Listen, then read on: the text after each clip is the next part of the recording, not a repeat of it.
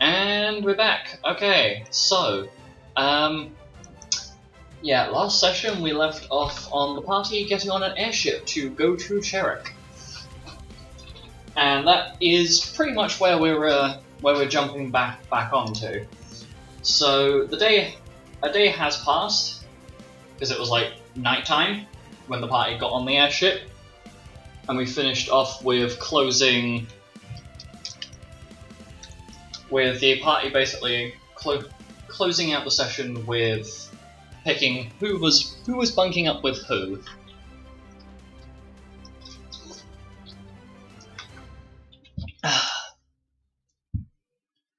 So you are awoken to the quiet hum of the airship. Your respective roommates are still in the rooms with you, obviously. Milo, you get woken up by Fenrir rather than Gelder, because Gelder is face down in the pillow with about everything from like around where his chest is downwards hanging off of the bed, but somehow not touching the floor.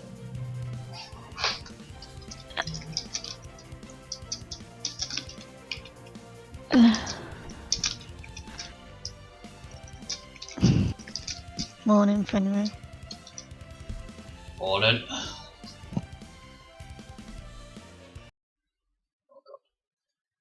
Maintain audio. Perfect. There we go. Seems like a bit of a quiet one, but as Fenrir is about to continue talking, Gelder rolls over and starts snoring directly into your ear, Milo.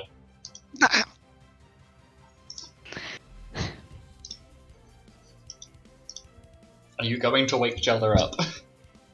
I think Milo just shoots and sits up.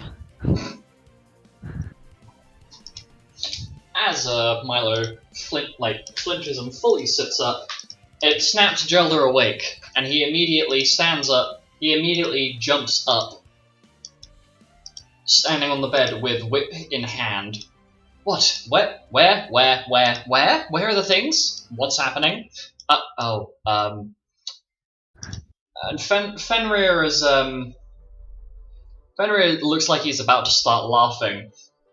And something I have forgotten to mention about Gelder is how he sleeps. He is currently in a tight, not like shorts, but like if you were to put shorts and a skirt together.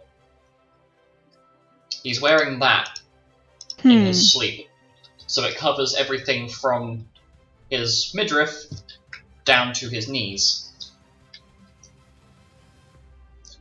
It's bright pink. Milo just, you know the thinking emoji? Uh-huh. And just nods his head. Nice.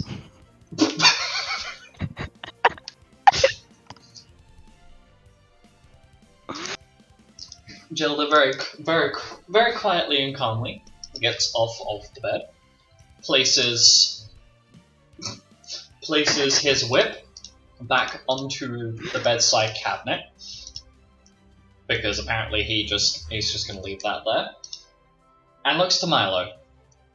Well, ignore the skort. That's just what's comfy to sleep in, and I don't like having my knees out. But I don't like the feeling of wearing, like, quarter lengths or half length trousers. I don't know. It feels weird. So this was the best solution. Shame about it being bright pink though. Anyway, we should probably go and see if anyone else is up yet. Probably get breakfast as well. Yeah, that's a good point actually. When do they start serving breakfast on an airship? I have no idea. Well, I guess we'll go find out. And Gelda starts walking Get dressed, get dressed, get dressed! As you say that, Gelda stops with his hand about an inch away from the door handle. And then realizes he is standing there in a pink skirt. Nothing else on him. Looks back to Milo and just kind of sheepishly smiles. Yes, I was just testing your attention span. And he walks back. He walks over to the shelving compartment where you put your bags. Drops what he is wearing with no verbal preparation whatsoever. Starts rifling around through his bag and pulls on a fresh set of clothes. So you basically just get a full view. You get a view of a full moon and Gelda's little rabbit tail. Which, if you hadn't forgotten, he has like a little nub tail. And that's just just completely without any word. It has just happened. You're just sitting there a little bit baffled.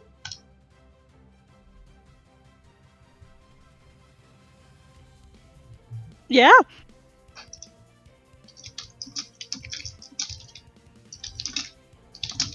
I imagine Milo's a little bit flustered. Well, wasn't expecting that one, Chief. Fenrir is just sitting there, looking a combination of unsurprised, disappointed, and kind of amused at Milo's reaction. And then Gelda just walks out of the room. I guess it's time for me to get dressed.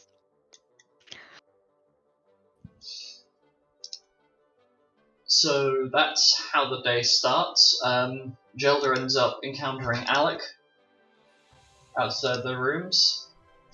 And, this would be quite funny to go into.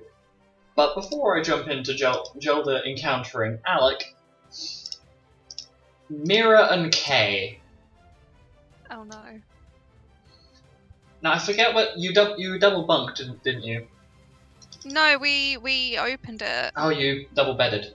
Okay. Mm. So you wake up to Kay sitting at the edge of the bed, brushing her hair, and every few minutes or so she is cussing because she's pulling these big ass fucking knots out of her hair with this hairbrush.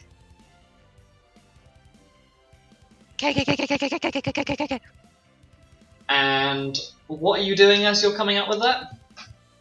I'm just moving over to sit by her. You get a hairbrush, the butt end of the hairbrush straight to the forehead as you make Kay jump. Ow! Whoops, I guess. That's okay. I've been hit around the face with worse. Do you want me to brush it for you? It might be a bit easier. Probably not, because it's full of, it's all messy and tied up in itself and Well, I can undo the knots. True, but it's just easier to brush them out. Okay.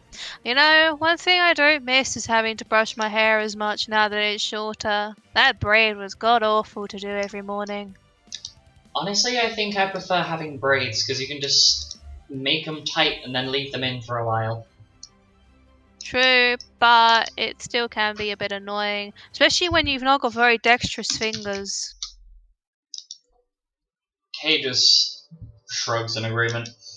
Well, I could do your braid. I'm good. I'll leave it down for now. Yeah, okay. You look cute with one though. I mean, you look cute anyway, but you look super cute.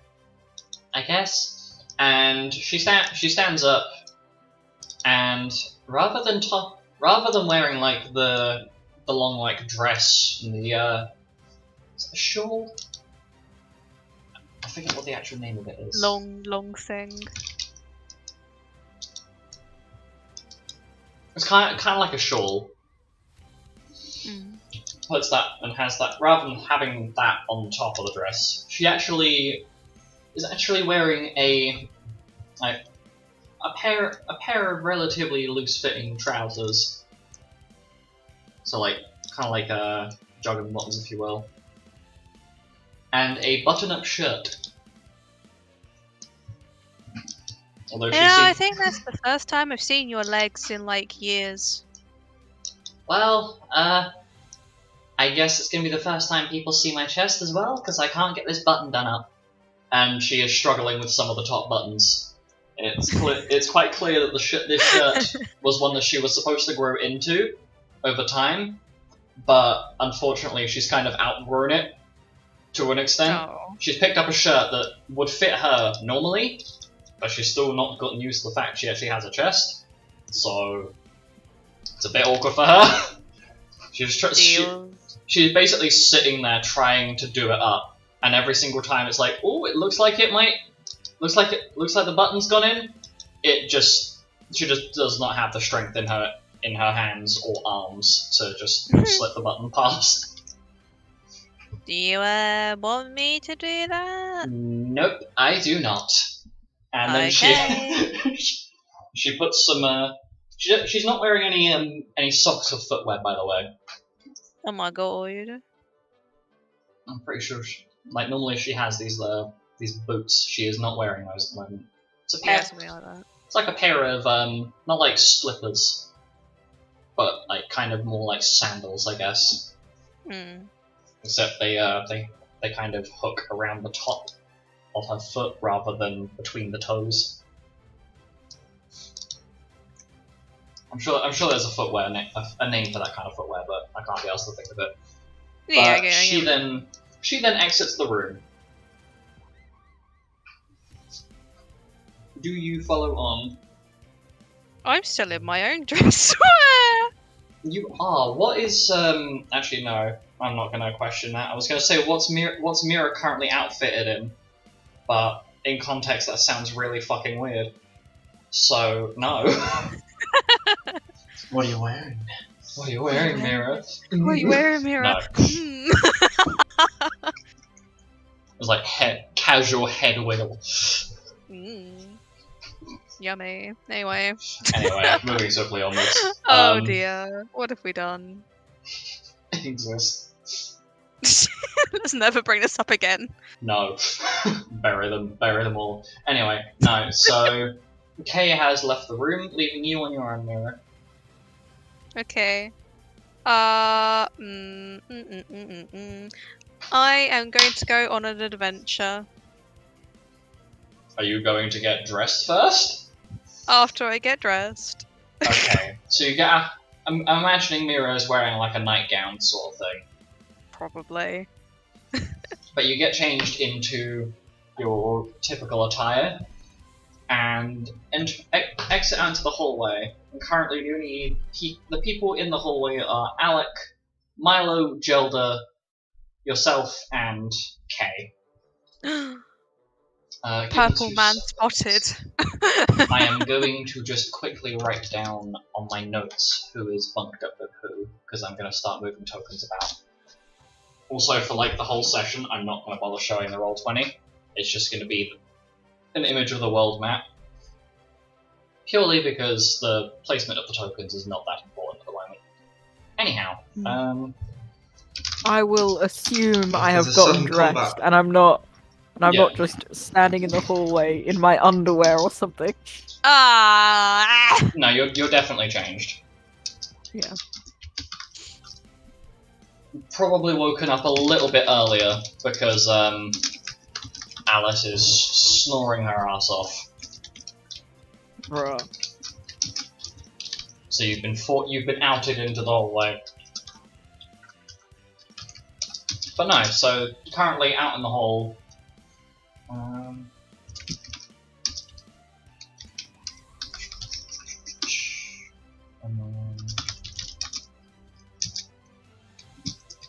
So out in the hallway right now are smooth. It's up down here. Do I have more M&M? Oh my. So these are the people out in the hallway currently. We have Oh, I M&Ms. disabled hardware acceleration. No. Well done. Now I need to re-enable it, otherwise roll 20 lags like... I don't know. Rip. Anyway, nice. So, in the hallway, Gelda, Kay, Alec, Milo, and Mira. I will assume crab pose. What the fuck?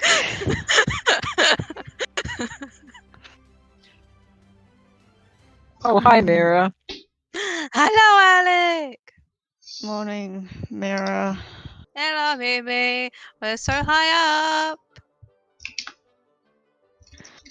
Gelda just looks disappointed. Why? Hi, Jada. How are you? Gelda just slowly slides behind Milo. Oh my god. Can I make an Aw. approach? In crab stance. Milo's going to block Mira. Mira, why don't you stand up? I think you're intimidating, Gelda.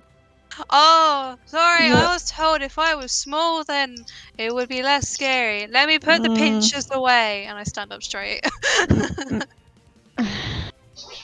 Mira, if you want to be like one of the more sociable lessons that Penton gave you about talking to others, whatever you just did, don't do that in public.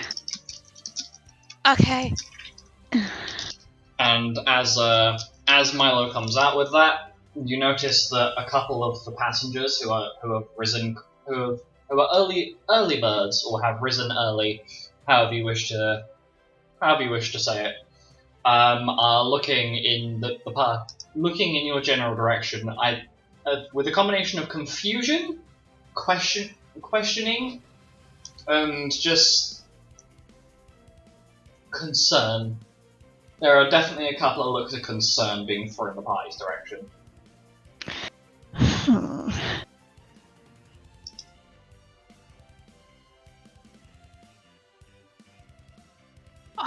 Oh, this isn't See? a private airship. No, It is not. It's a this is public public airship. airship. There are See, other people. Look, Mira, you're being a Ah. public disturbance, a nuisance even. Please do not crab walk again. Don't you have the ability Yes, to Mimi. completely disguise what you're Anything doing? you say. I will be forbidden from the crab walk for the rest of this ship duration. But the second that we land, all bets are off. Oh, No, dear no. God. When we're in Chirrut, do not. No. Seduce Simon with my crab walk.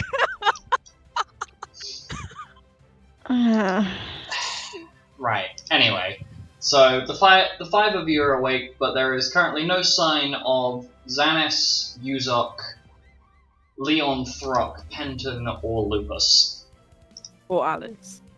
or Alice. But we know why Alice is not going to be present during the session. Because she's snoring. Yes. She's also not here. Technically. Pardon you. Oh no, that was a bit more than a burp. TMI. Well, does anyone know where we can get breakfast? Let's just start walking. Can I smell the breakfast area? Oh God. Yeah, I'm gonna use my nose to Roll the scent check. detect. Is it just perception? It's a smell-based perception check. Yes. Oh, I wanna get in on this. 25. Ooh.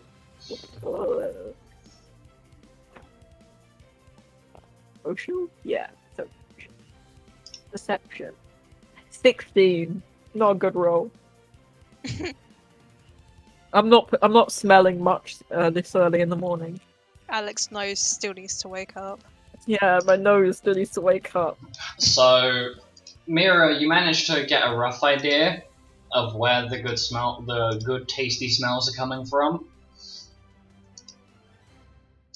And you start walking towards them. And Alec, what did you roll? Sorry, I completely blipped. 16. Yeah, you've got a rough idea of where something good, like the smell of something pretty good's coming from. But you're not confident if that's just whether it's like the smell of good food or whether it's like something else. You're not completely confident. So it could be food, or it could just be like some really nice smelling plants or something. I don't know. Fenrir just sticks his head out of the room, out of Milo and Gelda's room, and it's at this point you realise that hang on a minute, Fenrir is large in size. He can't properly fit through the doorway. Yep. How did he get in then?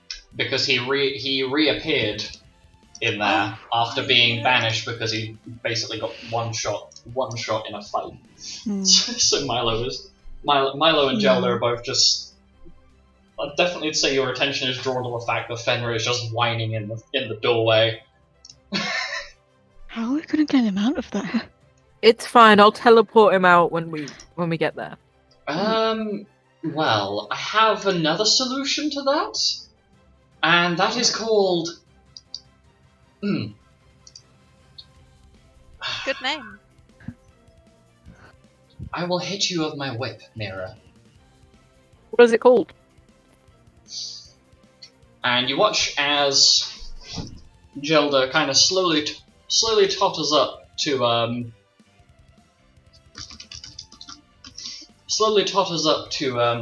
Fenrir and places his hand, a single finger, on Fenrir's nose, and it takes about 5-6 seconds, and Fenrir is now outside of the doorway. Outside the airship. Gelda, you cannot, however, see where Gelda is. And Fenrir rather dopily just trots his way back over and looks up. But not like looks up as in kind of tilts his head. No, he does like a full 90-degree look up. And you just hear a and then after a few seconds, Gelda reappears sitting on top of Fenrir, and Fenrir just does not seem very impressed, but just seems to be kind of happy that he's not stuck in that room now. Is that a summoner thing? Yes. No, but like actually, yes, that is actually a summoner thing. It's called I Can Merge into Fenrir. I will not abuse this power too much. Too much? And Gelda just has a very dopey smile on his face. Anyway, Fenrir, onwards to breakfast! Yeah, alright. And then you can hear the sound of Fenrir's paw pads against the smooth marble floor of the corridor. With his head low, and he's kind of sniffing about to find where the food is. So you all make your way over to the breakfasting area, which is this kind of like relatively nice open canteen area. Did that just stop? Why did it stop? Okay, it just stopped to scare the crap out of me. Okay. My audio temporarily went blip and then perished emotionally, which is a mood. But no, so sitting in this breakfast area is Lupus. There is, however, still no sign of Xanis or Uzok, still no sign of Penton, and still no sign of Leonoth Rock. And Lupus is just going ham on this plate of what appear to be slightly... No, not ham. These,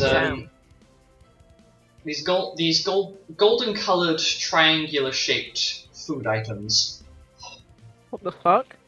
Sandwiches? He looks up. Lucas Oh. looks up to the party and waves.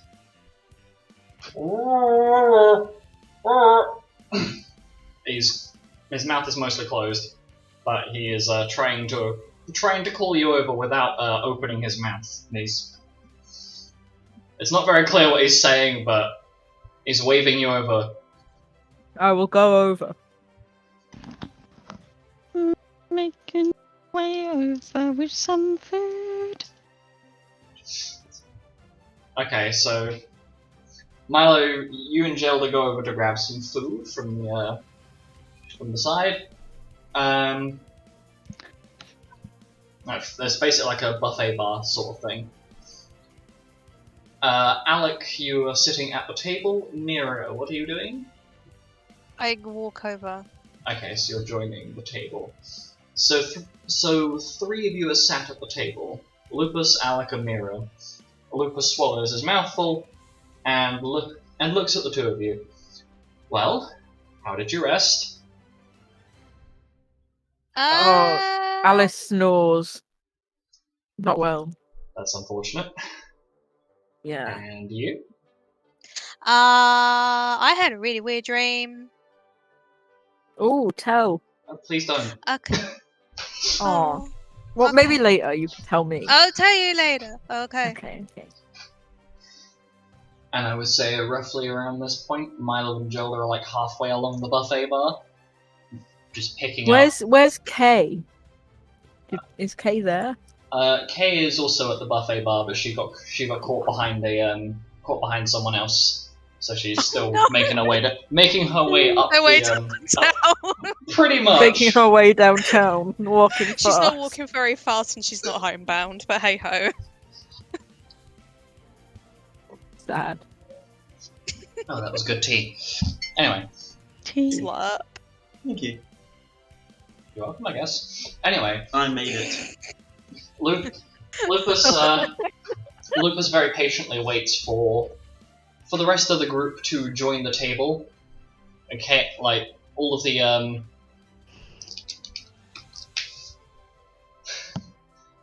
and there's plenty of food on the table already, as Lupus seems to have gotten a small, well, I say small,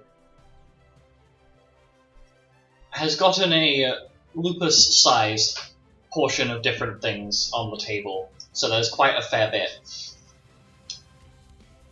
Well, tuck in.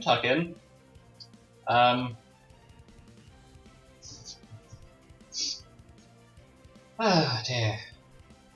None of you got travel sick at all, did you? I know some people's stomachs get a little bit upset with airship travel. Nah. Well, we're not in the water, so. Oh, right, yes. Yeah, that's nice. I forget you get seasick, Milo. I hate it. Understandable. Air resistance. What? Possibly. Anyway, they're taking a little bit more of a cruising pace on the ship. It seems like they've got a couple of VIPs on here, although they're just idiots that don't really have much brain power. But you know, VIPs, people that pay way too much gil to customize their airship journey. Wouldn't you be a VIP? Nope. VIP on this flight is for The bougies? Yes, people that pay well over 10 times the ticket price to make sure that the speed of the flight is adjusted to their preference. So is there like a separate area for the VIPs? Nope. Oh. They just get to put in a little form as to when they're all going to be awake. So then the airship speed is at a slower speed, so you can make use of the top deck. which, yes, has railings, just in case you were worried about falling off. Oh no, I wasn't worried. I was worried about someone shoving me. I mean, I could certainly see people's reasons for why, but... Milo, why are you smiling? Mimi wishes I was dead. It's okay. Bruh. He has murderous intentions. I just know he wouldn't enact on any of them. Not right now, anyway. That's good to know. That's good to know. Just look into his eyes. Do you see? And I just point at his pupils. He wishes he could stab someone with a knife. You can see the darkness oozing out. Here is just pure feral underneath. At this point, Gelda grabs hold of Milo's cheeks. I'm imagining during this, the two of them just rambling. Milo's probably mid-mouthful. Just like, yeah, okay, you guys keep talking, I'm gonna have some food. Gelda... I was imagining Milo just like disappointed, like did the disappointed open mouth face. Yes, okay. Well, as you're doing that, Gelda grabs hold of your face, turns your head ever so slightly, and just stares into your eyes. Do you see it, Gelda? Do you see the fury and the anger? This man will wage war one day. The darkness within. I see something. I see something, and, well... I think... And he draws a little closer. I think I see something cute! And immediately plants a kiss on Milo's forehead before laughing his ass off. Aww. Adorable. Also, I don't know if that sound went through, but that is what Milo did. I heard it. It came through. We all. It was like, Wait, but what did you see? What do you see? I see a perfectly normal young man, and if you want to point to people that are going to stab someone, isn't your heritage literally from gremlins? So aren't you the most likely to end up stabbing someone? I mean, my mum did say I go goblin mode sometimes. My point It hasn't made. happened. It hasn't happened for a while. This morning. Do not ask Zanis about it. Gelda. Where is Zanis? Lupus pipes Is he up as still you ask asleep? that. Well, no. He is not asleep. I went to go and check in on how him and Yusuf were doing this morning, and the two of them are having a debate about, what was it again? It was something really, really silly. What was it? I think they were talking about a certain type of plant. Tomato? Is tomato a tomatoes. fruit? I think it was something to do with exploding, like, fruits. No, that's more interesting. With what? Exploding fruits. It's... Ow. Well done. Stop! For context, that noise was a certain somebody bashing their knee against the table. I already have a bruise on that knee from the last time I bashed over the table. No. Well, at least you're a creature of habit. Now my bruise is gonna get bigger. Your bruise is gonna have a bruise. Oh no, your bruises. Bruisey. Bruce.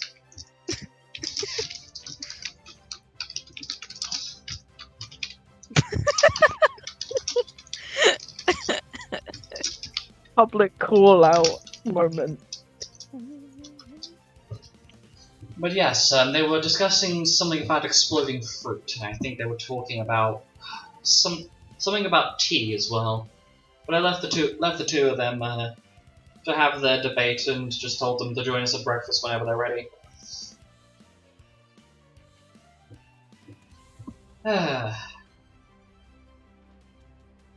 Anyhow, it'd be nice to have some relaxation, because God knows that you lot probably want and or need it.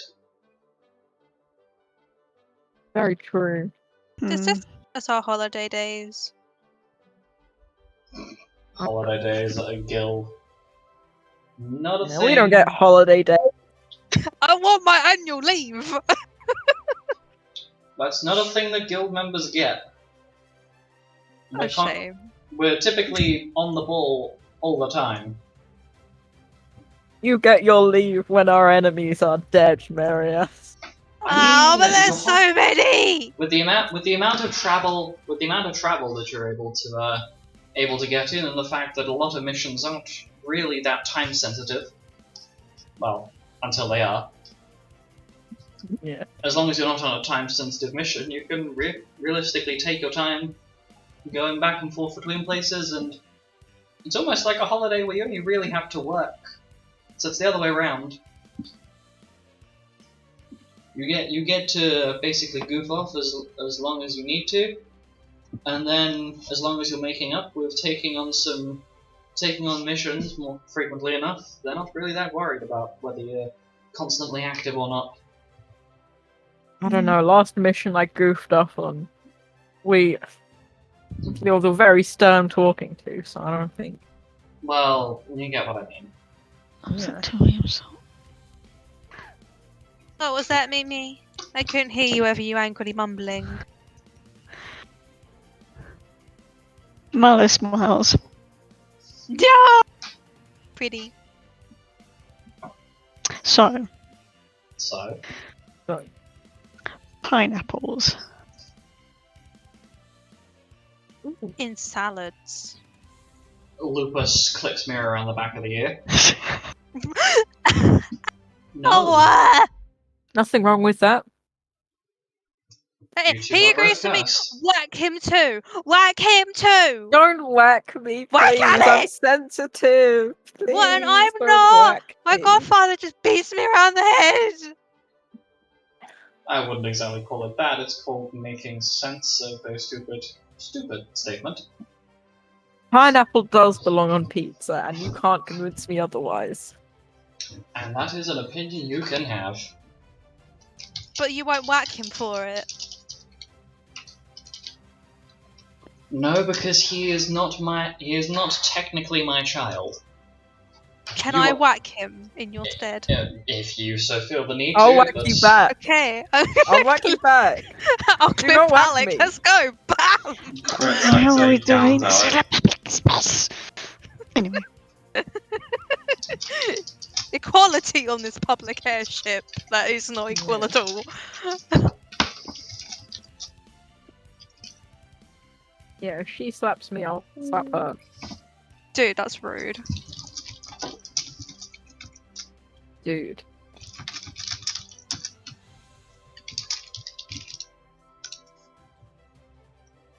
Oh yeah, Penton. Where's Penton, by the way? well, Well. I'm assuming we're taking the same airship back. Right? Hmm? We're taking the same airship back when we are on the way back. Maybe not. context. What? What you mean is in The airship we're on now, Yes. going to the place, Mhm. when we're heading back, I'm assuming we're also getting the same. Probably? We're not going to fly, are we? I would assume so, yes. Then Penton is scheming. Oh god. Uh-oh. Bruh. Not for yet, for when he gets back. So, contextually, where is Penton right now?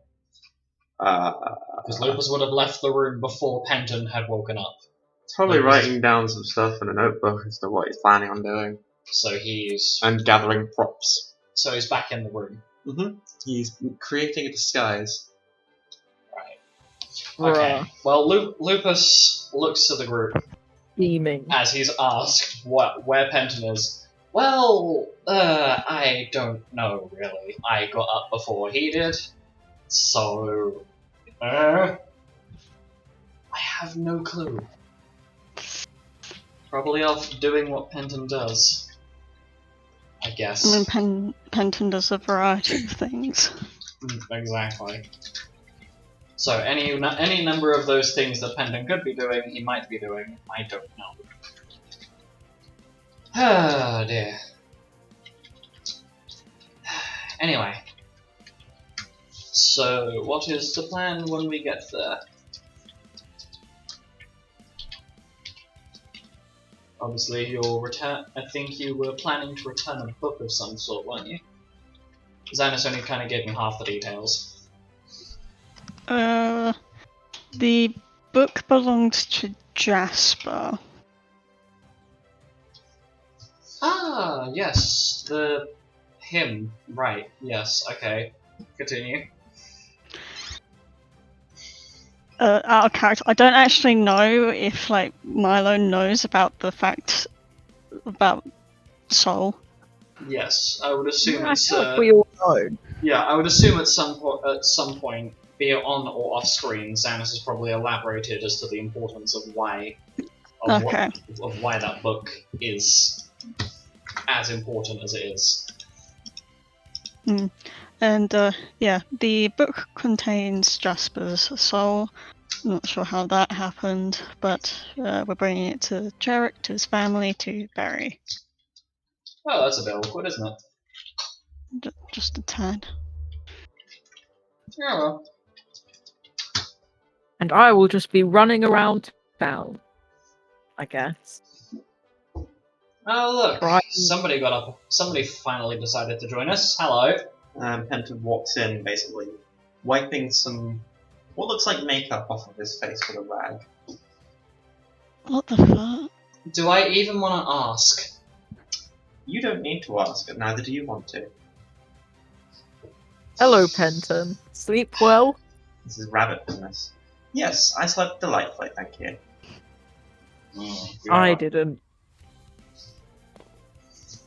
Somebody is a living radiator, so I was nice and warm. I'm aware.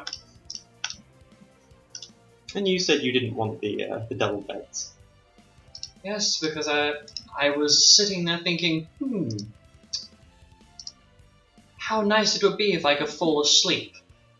And then I turned slightly to get comfortable, and suddenly there's a rabbit. I couldn't even turn around to get comfortable because you were literally, like, forehead pressed against my back. Sir. You're warm, what can I say? Sure. It's cold. And as Lucas says that, you watch this like phantasmal blue hand appear from just in the air. It floats forward and flicks Penton full force in the forehead before disappearing. I'm not sure I deserve that. Well, I think you do, so suffer. Penton takes 60 points of bludgeoning damage. Penton takes 60 points of bludgeoning damage. Yeah. It's a spectral hand, so no. Oh, that was a good use of MP. Yeah, Alice snores quite loud, and I was directly under her, so it just kind of reverberates. I'm going to assume that you kept it as bunk beds, yes? Yeah. Okay, because without context, Alec, that sounds a little bit suspect. Yeah. Oh my god, no! No. No. It was fun. Sorry. Anyway, so on our lovely little adventure over, how do I elaborate? I had a little bit of news from the guild that things seem to be going okay. I did get a message from who was it? I think Zippy had passed on a message from Shalnar to your group, letting you know that his sister is on a different island, so you don't have to worry about bumping into her. Oh, good. No idea why. We're safe, but- Penton. We're safe. Yay! Yes, I don't imagine it should be very happy to see me. Considering that myself and Xanas are the reason why she's 4 million gil lighter. Yes, I'm aware. Went to a good cause. Sure. My wallet. Would you like another flick in the forehead? Not particularly. Oh, Penton and his crimes. I think you're gonna say Penton is crying, and I'm like, wait, what? That woman eats orphans. Any crime against her is not really a crime. Cries an orphan.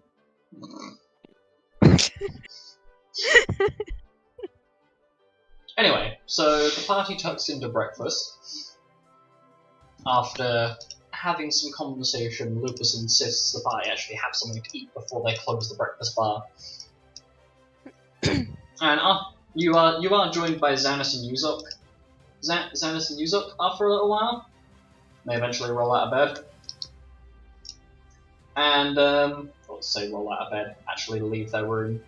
And partway through, Throck and Leon end up taking up another table to sit and eat. And, Throck makes a little bit of a mess because he accidentally crushes a tomato in his hand. Nice. Idiot. The power of You'd that love man. to see it. Love it. Tomato obliteration. Anyway, no. So from here, Kay ends up heading back to her room, or ends up heading back to the room. Yeah, it's not just her room. God, I've been kicked out. No. She I puts gotta a, sleep out for crab outside. walking. You'll be Jack. crab sleeping now. sleeping with the crabs. I should have gone with Alec after all. Yeah. Anywho, No, actually no, because Kay would absolutely Alice and Kay. hold that against you. No. Anyhow. And Alice, Kay would suffocate Alice in her sleep. Yeah, definitely. Love that for her.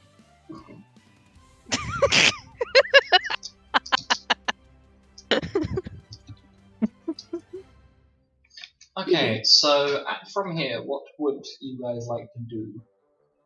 Grabs Alex's arm. I need to have a word with you. Did I do something?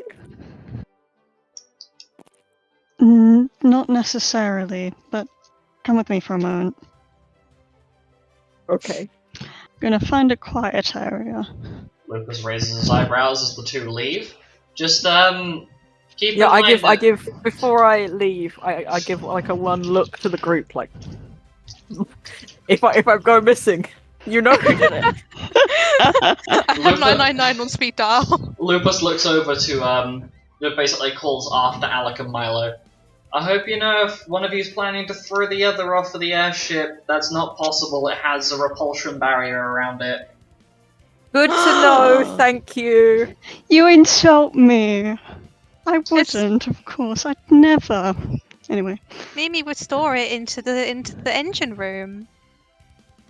I wouldn't be able to get in there. You'll find a way. Well, let's just connect. So Mira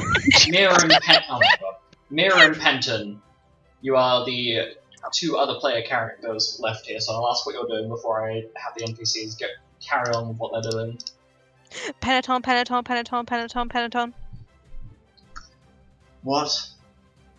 We should go speak to Leon on Throck and see if we can get them to join in on my social lessons.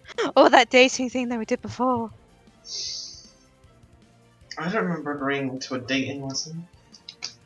Okay, well, you're agreeing now. Let's go.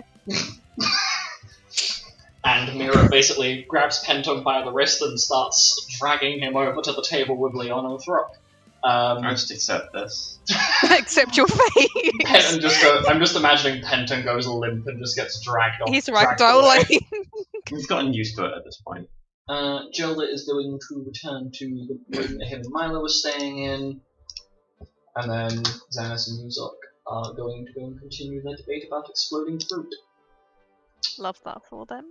Anyway, we're going to start with the Milo and Alec scene.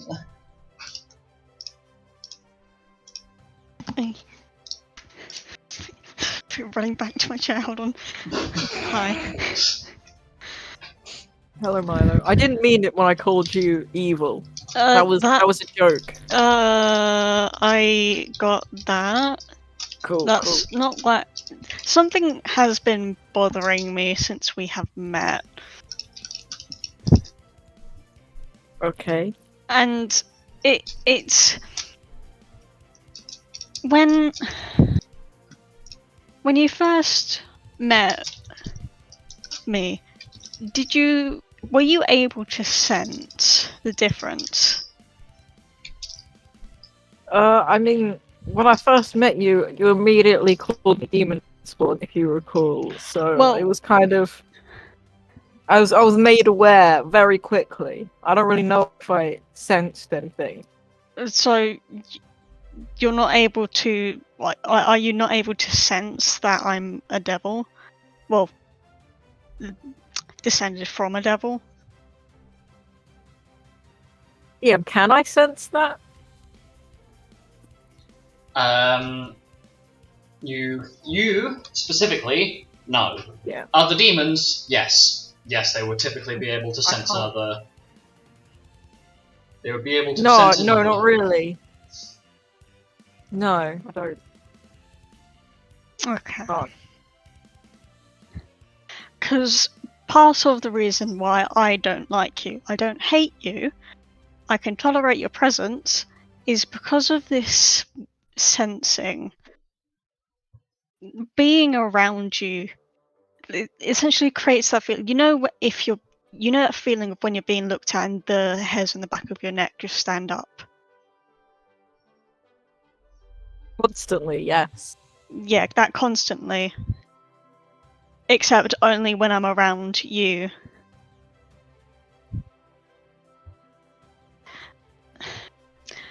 And to my knowledge, I know that everyone in my family, mother and Carl, were able to sense this.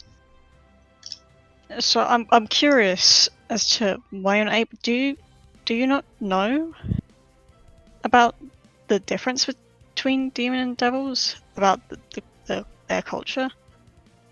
Not much, really. What do you know other than apparently you're a descendant of the king of demons? Oh, yeah. Just that there's beef, you know? There's beef, and that's it. Well, if you want, I can elaborate a little bit. Sure. Okay.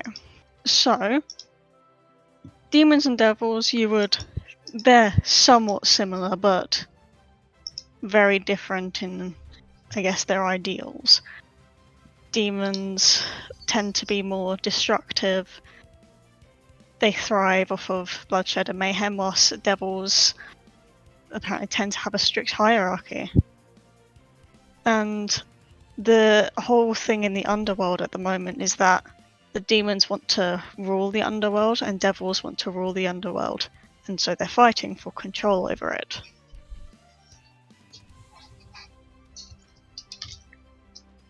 Ooh.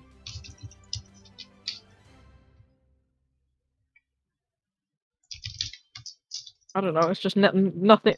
Things that have never really affected me much, so. I'm guessing. I'm guessing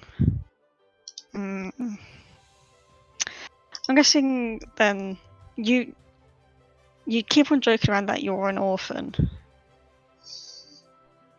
Yeah. Like, did you never know your parents? Oh no, I don't even know who they are, but I mean, I was raised by my uncle and aunt, so. Were they tieflings or? Yeah, but they didn't really tell me much about things like this. Well, if you have any questions about demons or devils, I can tell you as much as I know.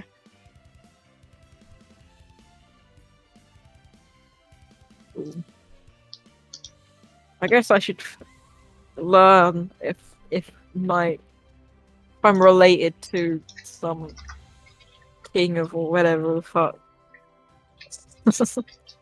I should probably learn something about it. Hmm. Well, if you want, we can just have a quick talk about it now, and then depart. Sure. Okay. Milo will just, pardon me, will spend time talking to pardon me, spend time talking to Alec about the differences between devils and demons to his current knowledge, which isn't that much. Understandable. Okay, well, as that's happening, we go back over to Mira, Penton, Throck, and Leon, who are now sitting around a table. The breakfast thing has kind of finished now, but yeah, the four of you are currently sitting around a table. Leon and if I were to give you context, like for envisioning, it's a booth sort of thing. Like think you're like kind of semi cliche diner booth with a three person like seats on both sides of the table, and to the side is like a big glass window, so you can see out into the ocean at the moment, which is what's rolling past. And to the right is the rest of the dining area. But yeah, you guys are all sitting together.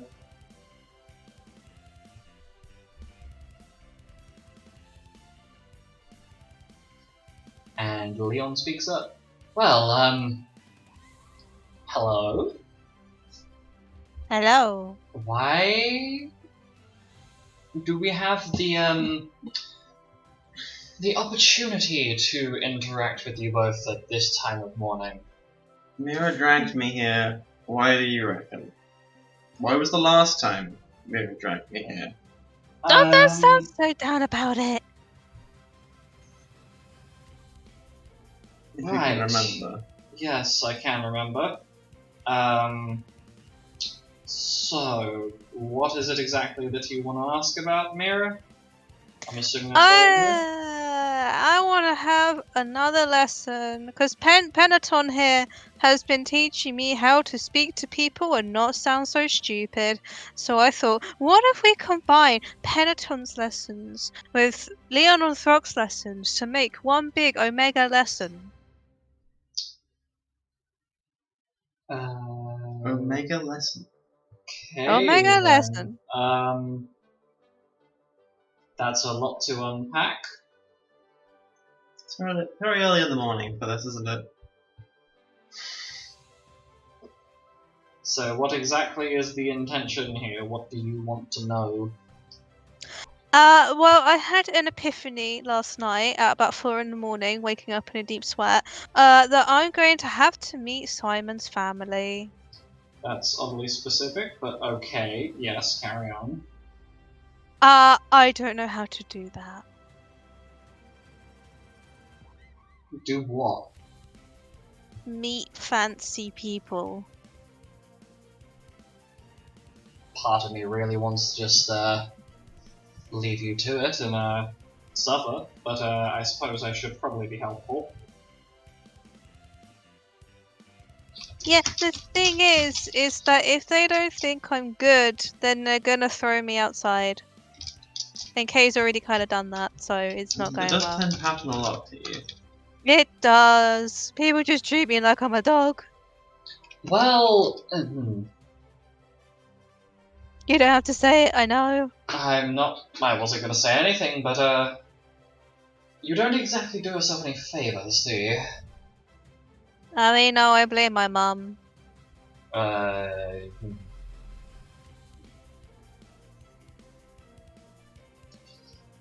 Well, that's a lot to unpack.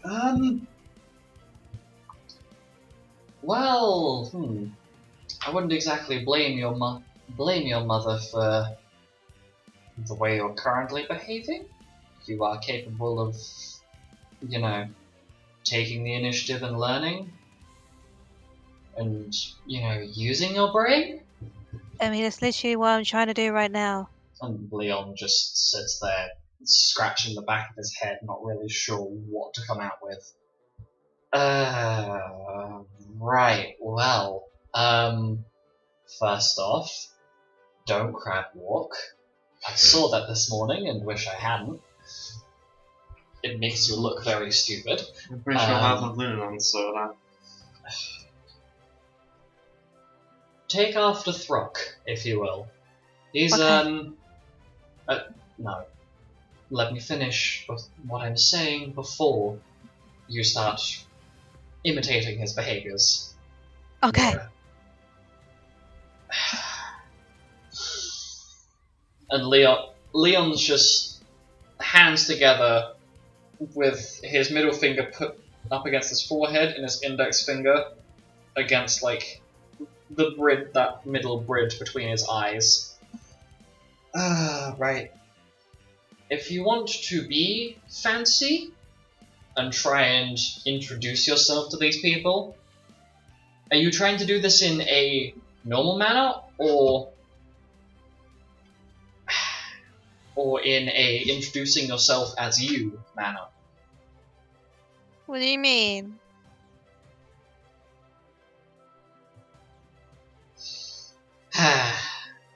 I mean, as in, are you introducing yourself as as an Atisa, or, well, you? Well, I don't use that name anymore, so it seems kind of useless. This is probably the one situation where it would be useful, despite the stigma towards the name, because it represents you as a person of status. So, very upper class, uptight people care a lot about that and often won't even speak to you if you don't first declare how important you are when you meet them. Well, it wouldn't be a teaser, it'd be Rosewood. Well, either one works. What I'm saying is, if you, depending on whether you want to, ow, my knee. Anyway, what I'm saying is, if you want to try and get off on a better foot, potentially going the middle ground of introducing yourself as a member of the Rosewood family, but trying to be a little bit more down to earth would be a better idea. Worst case scenario, just wear a fancy gown that shows off your chest. That's what I've seen a lot of people do.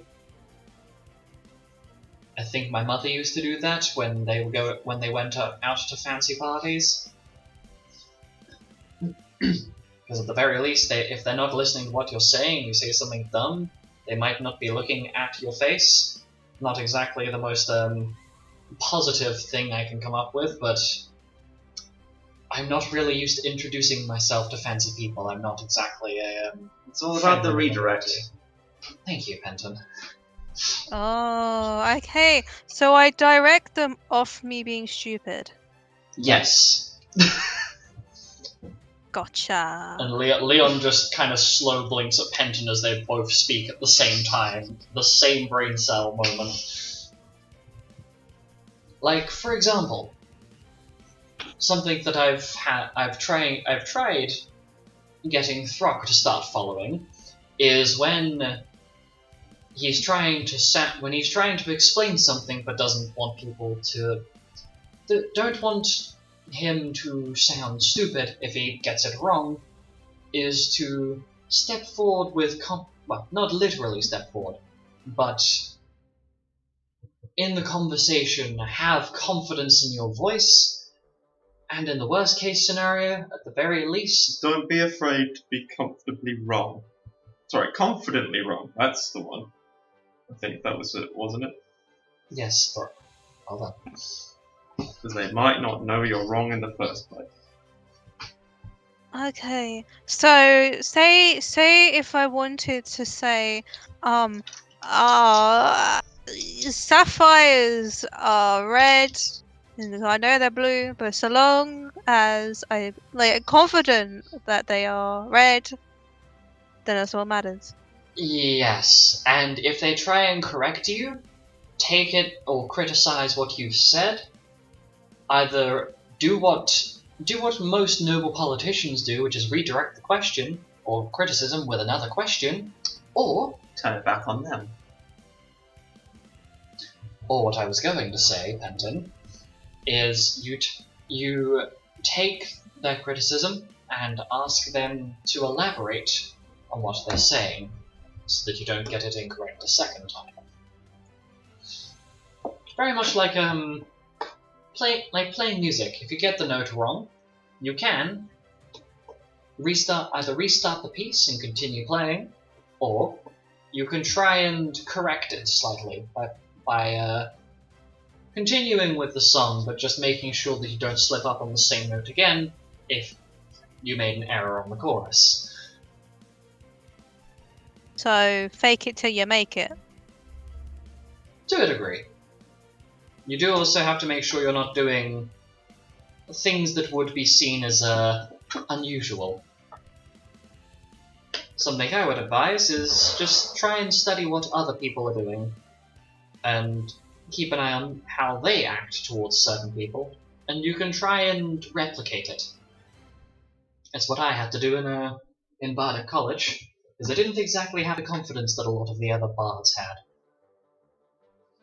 I was too focused on trying to get to that one goddamn music note right. Ugh. And Leon looks like he's having like a small flashback to that one song that he was trying to get correct that he just couldn't get right. Anyway, no. So you're going to go and see your what would he be to you at the moment? I mean, he's courting me, so we're kind of official. Oh. Did I hear courting? And from across the room, Lupus starts striding over Oh, and flops himself down on the remaining chair on the same side as where Leon and Throck are sitting. So you now have Leon up against the window seat, Throck in the middle, and Lupus, who's half splayed himself onto the table. His left leg, like his foot's on the floor, and then his right leg is folded over his left. Kind of like the... I'm trying to think of it. Think like king sitting on a throne, kind of... I'll see if I can find the pose. I'm in You do know how danger. to make an entrance, don't you, Girlmaster? Hi! Well, of course. And, hello. So, courting. What's going on there? Have you two done the do? What? No, I don't know what you mean. Oh, come on now. Out with it. Out with what? I don't know. You're not speaking my language, and I'm gonna start speaking Goblin. I don't know English. Lupus immediately starts talking to you in Goblin Shit. with, Celestial. and then he immediately changes round to Celestial. What do they keep saying? I don't have any more language. There's no way he doesn't know Canyon. Canyon. There's no way. Just start making noises that sounds like another language. It's a perfect fair. Fuck, he knows gibberish. Darling, I basically invented gibberish. My ass my ass has ADHD. You think that I don't know how to talk gibberish out of my ass constantly? It's like the superpower of getting out of it, having to actually pay attention to a conversation, sweetheart. Anyway, elaborate. And Leon looks at Mira and kind of leans forward and puts his elbows on the table, resting his chin on his hands that are now interlaced with each other, fingers splayed. Yes, do tell, Mira. Have you had an experience that, could be considered questionable? Well, I have many questionable experiences. It's called existing. No, you know what I'm talking about. Did you two... And Leon very subtly signs what he means. Oh God. Well, we play Jenga.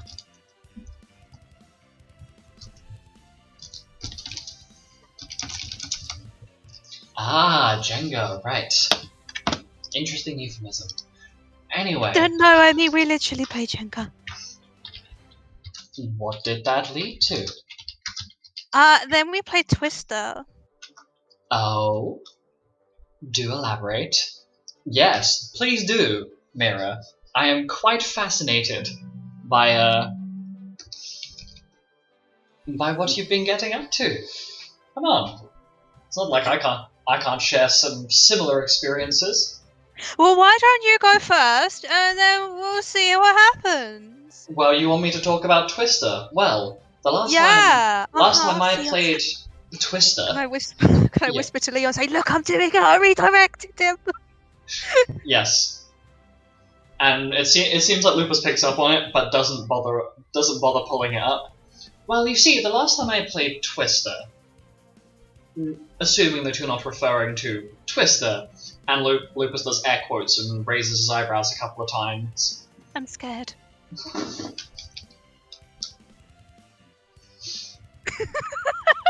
Sorry. Give me a second. Well, you see, the last time I played Twister, we had myself, Ziffy, I think it was Reggie, and who else was it? And Asta.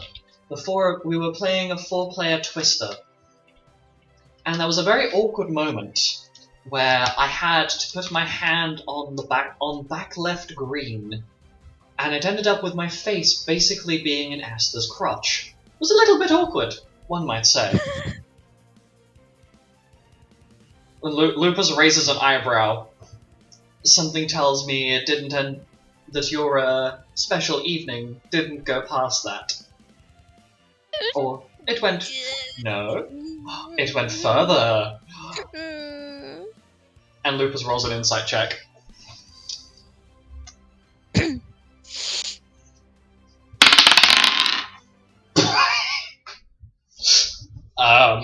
That's a 55. What? 55? 5-5. I have been incited, man. Damn. And Lupus's eyebrows somehow managed to rise even further up his forehead as he looks very surprised. Mira! Oh, well, isn't that cute? You're growing up.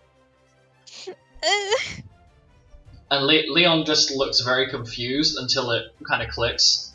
Ah, yes, right. So, how did it go, Mira? Tell me. Was it good? Was he Simon good? has awful upper body strength. So He needs help.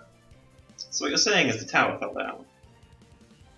No, I'm saying that he's really bad at playing Twister because he can't bend over properly with the upper body strength. He can't maintain. He can't maintain. Well, that makes sense. Okay. Say, Penton, are you any good at playing Twister? I've got my fair share of games. Nice. Perhaps, Mira, you can have Simon get taught how to play Twister better by, myself or Penton. Or maybe we could get Throck to give your man some, upper body strength training. Lift some weights or something. See, I'm confused when this keeps going from being a euphemism and then not being a euphemism. I'm really confused. Ah, right. We should probably lay it out. And Leon basically spells flat out, the advice for like Twister, and then basically directly asks if you and Simon have done the deed. No, we haven't killed anyone. Or purchased a house. Yeah, we haven't bought a house yet either.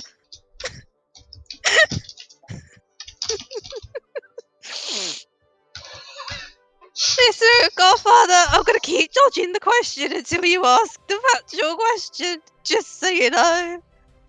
Lupus smiles. Have you had sex? Leon just looks at Throck as Throck just comes out with it. Well, that was a bit less elegant than we were trying to word it. And then this really old Numo lady with almost an afro of grey hair just looks over, smiles in amusement, and just totters away. Meaning that that cafeteria area is completely empty apart from you five in the booth. I'm just gonna The look. words "have you had sex" echoing through the hall. Have you had sex? Sex. Mira's gonna look at Throck. Just absolutely, she's so red in the face.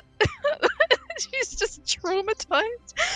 I mean, I guess I did say to say it directly, so yeah.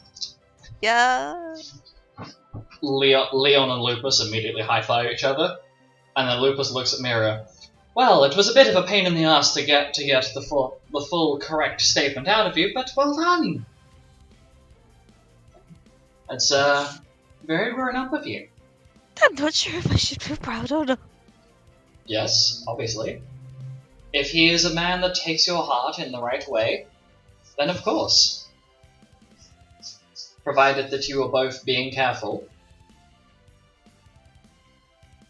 Lupin, Godfather. He Yes. made my period start. Lupus just kind of has to take a moment to process what was just said, and then has a moment of right, that makes sense.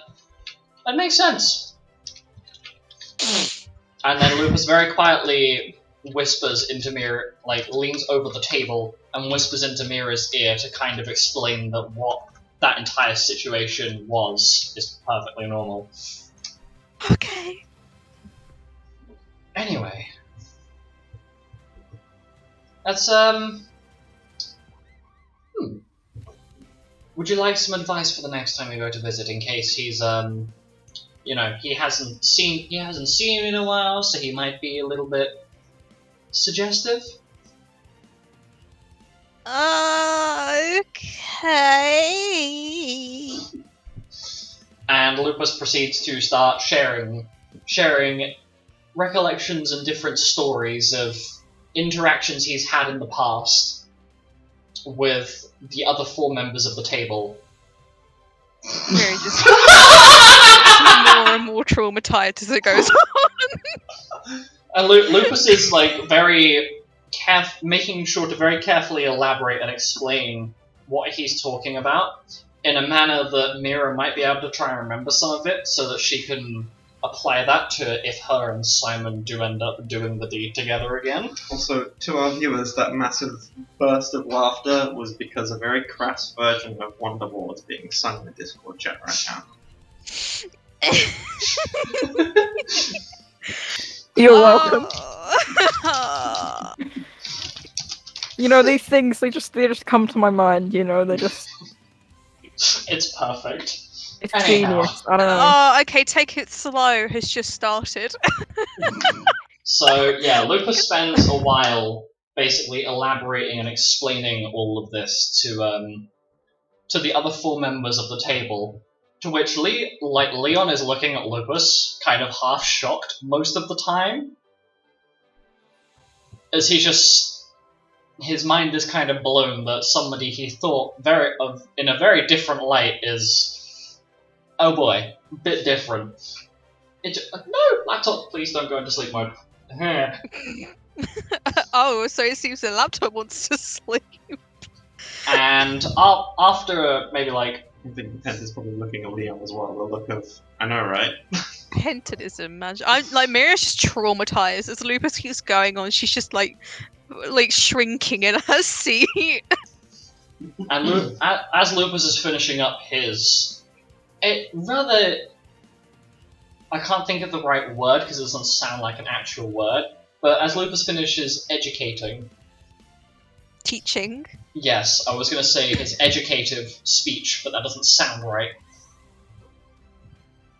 But as Lupus finishes talking, he looks to Mira, dead in the eyes, and says, "But regardless of any of the previous things I've mentioned might work, the best thing you can do is make sure you listen to your body as you're doing it, and make sure that whatever you do, oh, it is a word, pod.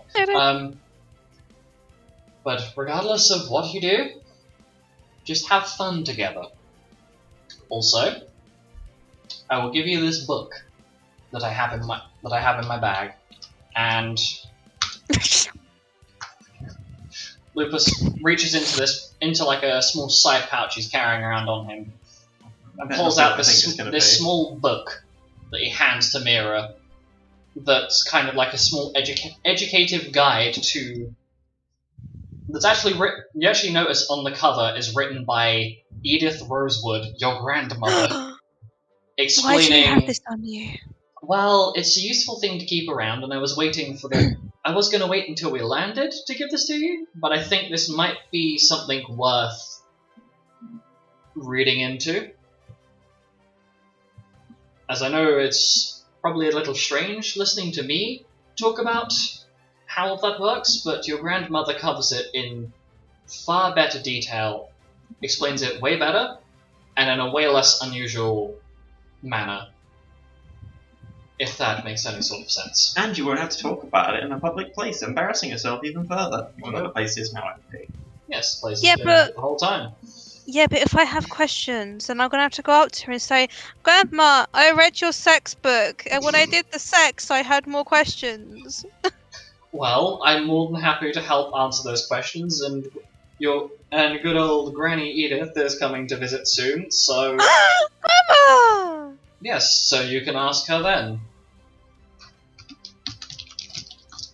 It's quite a common thing. She does a lot of education on that manner. I'm pretty sure she's doing a seminar in where was it she said she was doing it again? I think she said that she was doing a seminar in I think it might have been somewhere on Infernus last time I checked. Yeah, Granddad's never been the same since Grandma stopped interacting with him. Well, he wasn't exactly the greatest person to, meet Edith, we'll put it that way. He wasn't that good with her. He was quite rude with her. He wasn't very nice. He wasn't very nice either, we'll put it that way. Their relationship didn't last very long. Anyhow, Guildmaster, you have to run like an education session of your own at some point. That's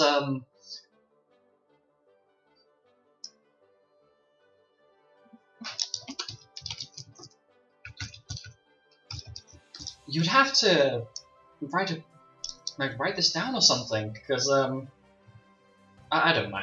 Anyway, Hendon, this is. How long have you known that he's like this? Leon very quietly whispers across the table, but Lupus is sitting right there, so it's not exactly subtle. As long as I've known him. Leon just gives a slow blink, looks at Throck. I'm going to go back to the room and play some music for a bit. I need to restring my harp because I accidentally snapped one of the strings on the way up here. So, you coming with? Was it Throck, sorry? Yes, Leon turns to Throck after explaining that he has to basically restring part of his harp. Alright. And the two of them get up from the table and leave, leaving Lupus, Mira, and Penton at the table. I'm surprised he didn't know you were a deviant. Why would you put it like that? You made me sound like a freak. What did I already? Ah, but that's not the point. Not Well- you! Well, no. I mean, that's pretty obvious. It's me. How does one not? Exactly! That's what I'm saying! How didn't he know? Because I'm normally quite tame. The only person who has not seen me acting tame is you, because you're hopeless and you always assume everything I do is suggestive in any manner. And Lupus it's almost like a condescending pat on the head between the ears, and looks at Mira. Also, I'm very proud of you. You're doing quite well on your well, you definitely must be doing quite well with Simon if you two have gone to that point. I was gonna advise that when we go there, spend as much time with him as you humanly can, because I don't know when we'll be coming back over towards Revenue for a while, considering we've got a whole bunch of different things we've got to sort out. Basically, Yeah, enjoy your time with him. Yeah, I'll try. Also, word of advice, that book is actually really good. It explains one of the strangest things I have ever seen. And that's Stabbing. just, well, how do I explain it? How do I explain it to you? It's essentially advice for, like, when you're going out into the field of battle, different ways of tying your hair back. I know it's really weird considering the book that it's in, but also suggests some good ways of ensuring that your chest is well protected during a battle as well. So it's good. I can talk. It's a good idea to take a look through that, because it could actually help you redesign. Well, I say redesign. It could help you with readjusting your armor a little bit, because I imagine that wearing your armor for an extended period is probably quite uncomfortable, no? Yeah. Well, there's some advice in there, so it should stop any armor you're wearing from chafing anywhere. I know I used to have a similar problem with the shoulder straps for my half plate. I used to dig into my shoulders, something awful. And then I got this, and then he reaches under the shoulder strap and like turns it slightly, and you just see this it's like a thin layer of it's like a thin layer of like silken material. I put that under the strap so it stops grinding against my shoulder. You'll be surprised how bloody painful it can be. Anyhow, I should stop potentially traumatizing you with random things. And let the It's book traumatize you okay. instead. I'm already traumatized. Oh, it's fine. Trust me. It's better for it to come out of me of all people than, I don't know, this gentleman here. And Lupus kind of rolls his eyes and points at Penton, or any other person who is not considered one of your parental figures. And I mean, I would scream if Penton started talking about that kind of thing. yeah, that's what I thought. And also, since you know your father and your mother can't have the talk with you, and well, the rest of your family isn't exactly accessible. Wait, where is Granddad? Which one? Alero. He's still somewhere on Calaris. I forget specifically where, but I kind of stopped paying attention. Probably annoying Tasha. I hope she's alright. She'll be fine. Anyhow, I'm going to get up and head back to the room. I have a couple of things to sort out, and I'm going to have a little call with Ziffy in a while. The fun thing about these airships is they incorporate some pretty recent technology. like screens. Well, Whoa. screens that aren't powered by magic, which is weird. But My soundboard has a whoa technology thing, and my brain had that no. moment of like, I won't. But the temptation But the was temptation there. was there, yeah. Okay, so a little bit of time passes, and sorry, this whole session so far has been kind of funny because the backing audio that I've had is the Chocobo theme. Oh no. So it's really funny because like it's gone up, it's dropped off audio wise at the best moments. So it's been like someone says something really embarrassing and just goes quiet, and then followed by.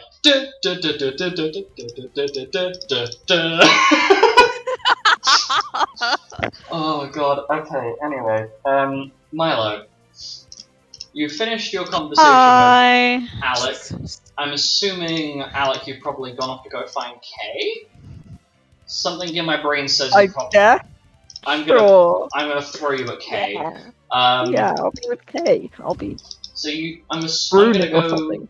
Yeah, we'll go with the idea that you two are having a little bit of a catch up on where you've got to with your runic lessons or learning.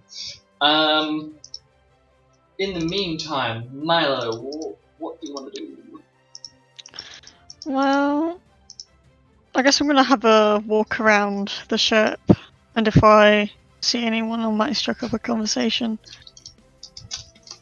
Okay, so you end up wandering about, and you end up finding Xanis, who is currently just taking a look at the ocean out the window. Hi there.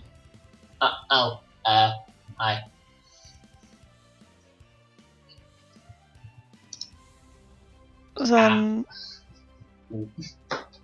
Yeah. So, how have you been? Okay, I guess. It's been an interesting couple of weeks. And Xanis just kind of awkwardly shrugs. Yeah. I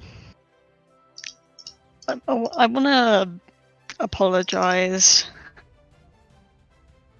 for essentially just dipping after the talk back in. What was the place? I've forgotten. I think it might have been Zodia. No, not Zodia. Where we met the judges. Oh, Carmas. Carmas, there we go. Brain cell moment. It's fine, you weren't completely wrong. Just would have been nice if you had said something beforehand, because it was a little bit hurtful. And I kind of think it might be my fault at this point, but honestly, I'm just glad that we're going to Charik so I can get rid of this book, because it's... I don't like carrying it around with me, it's weird.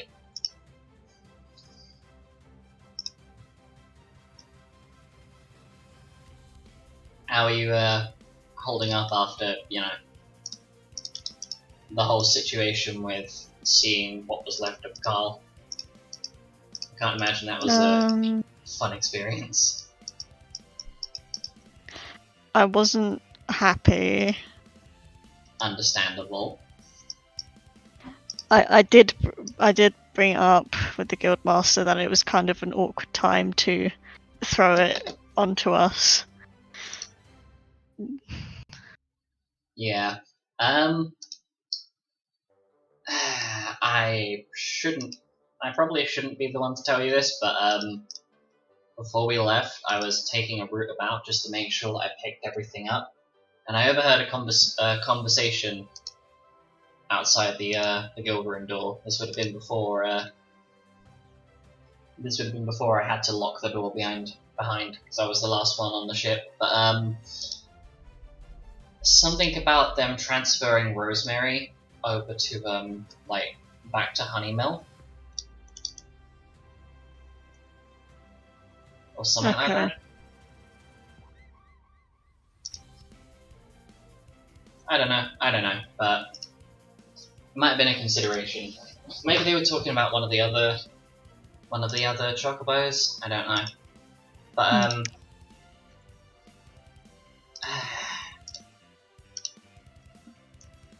Xanis takes a moment to scratch his chin as though he's trying to remember something. Oh yeah, I was wondering, since you and Gelder, what's he's kind of Yes. he's looking out the window and like pushing the tips of his index fingers together. So what's happening there, if you don't mind me asking? Because it seems like you two are kind of being a thing, but I don't know. Well, I mean, I love him. He loves me. I hope. It would be a bit awkward if he didn't. I mean, I didn't tell you this because it might be a bit embarrassing for him, but when he bought that new whip that he's got, like after we went out to go and get some new weapons and armor and stuff and get rid of some old crap, when he picked up the whip and tried to crack it the first time, he shouted something about, I think it was something on the lines of "Take this, person that could upset Milo," and then nearly slapped himself in the face with the whip. Oh dear. It was a little bit awkward, but it was quite funny. Oh dear. Yeah, I mean, yeah.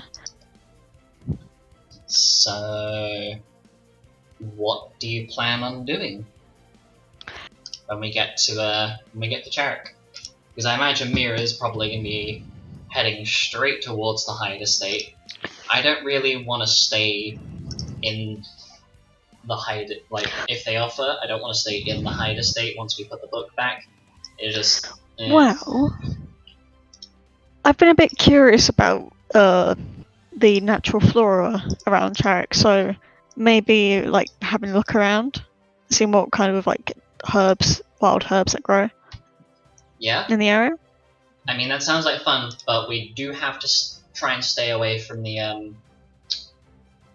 swamp, because there are these things called Zolums, and Xanis reaches into his bag and starts rifling through to find a book. Anyway, while I'm trying to find where the hell this thing is, basically, it's these huge serpent things. They're like eating people, I think, but they are massive. Hang on, and Xanis is still rooting around to try and find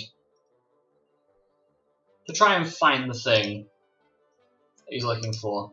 Ah, right. Is this it? Yeah, this is it. I found it. And he pulls out a picture. This is it's not really accurate because it's one they killed, but they had this come out of one of the swamps a while ago. We were lucky that who was it again? I'm trying to remember who it was who got the kill on it. And Xanis flicks through it. It seems like it's almost like a storybook, but kind of like a logbook of sorts. Oh, right, yeah, it was that would have been Spark. I think it was Spark, and he flicks through another few pages, like he's trying to remember what he's looking for. Oh, right, yeah, that would have been Spark and Nova. It's funny what can be done when you have a master martial artist and somebody who's capable of literally morphing the terrain. Yeah. But Yeah. as long as we're careful of those, maybe we should bring Alec with, because he keeps looking at me like he's pleading, he's pleading for help. I think he why might not? be. Well, I think it might just be because of the doppelganger thing. Oh yeah. That makes me wonder. Whoever this person that is doppelganging as Alec, I wonder why. I mean, there are many different reasons. I'm just curious as to why. Well, there aren't that many people that often get accepted into being trained as a time mage, so potentially being able to masquerade as one of those people could get you into areas that other people wouldn't be allowed into, I guess. True. Oh yeah. Since you brought up Zelda and I didn't want to assume after Penton has blurted it out, but is it true? Xanis has like a semi-snarl on his face as you remind him of Penton basically just outing him. Yes, and as much as Mr. Loudmouth over there wanted to, be funny, yes. Myself and Yusok are an item. Didn't think that, love would be a thing that I would end up being in, but here I am with an 8-foot orc horsefolk man making my life far better than it was. You do seem a lot happier. I feel a lot happier. It's a case of, rather than beating myself up every 5 minutes, why don't I just, take the hits as they come and deal with them as they deal with them, considering the amount of crap that myself and Kay went through. The fact that I've come out of it the other side, a relatively stable person, is kind of a miracle.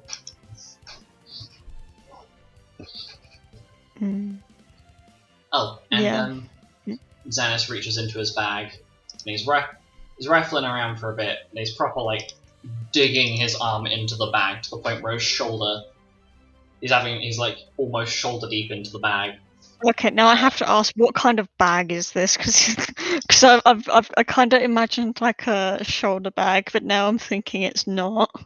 It's like a rucksack, but it's got like a roll, not like a roll-up part, but it's got an extended lower half, so it's kind of rectangular for to an extent, and then there's a section at the bottom. It's kind of like a zip off. Think of it basically as like a rucksack, 2 rucksacks fused together. It's quite a long bag. Okay. Basically, he basically pulls out a bag from the bag and then realizes that he's wrapped up his actual backpack in his sleeping bag. It's not a double bag. It's like, oh god damn it! I put them in backwards again. Ah. Anyway, here, and Xanis passes you a small silver token. I'll take it. I'll look at the silver token. Does that look familiar to you at all? And there is an emblem on the silver token.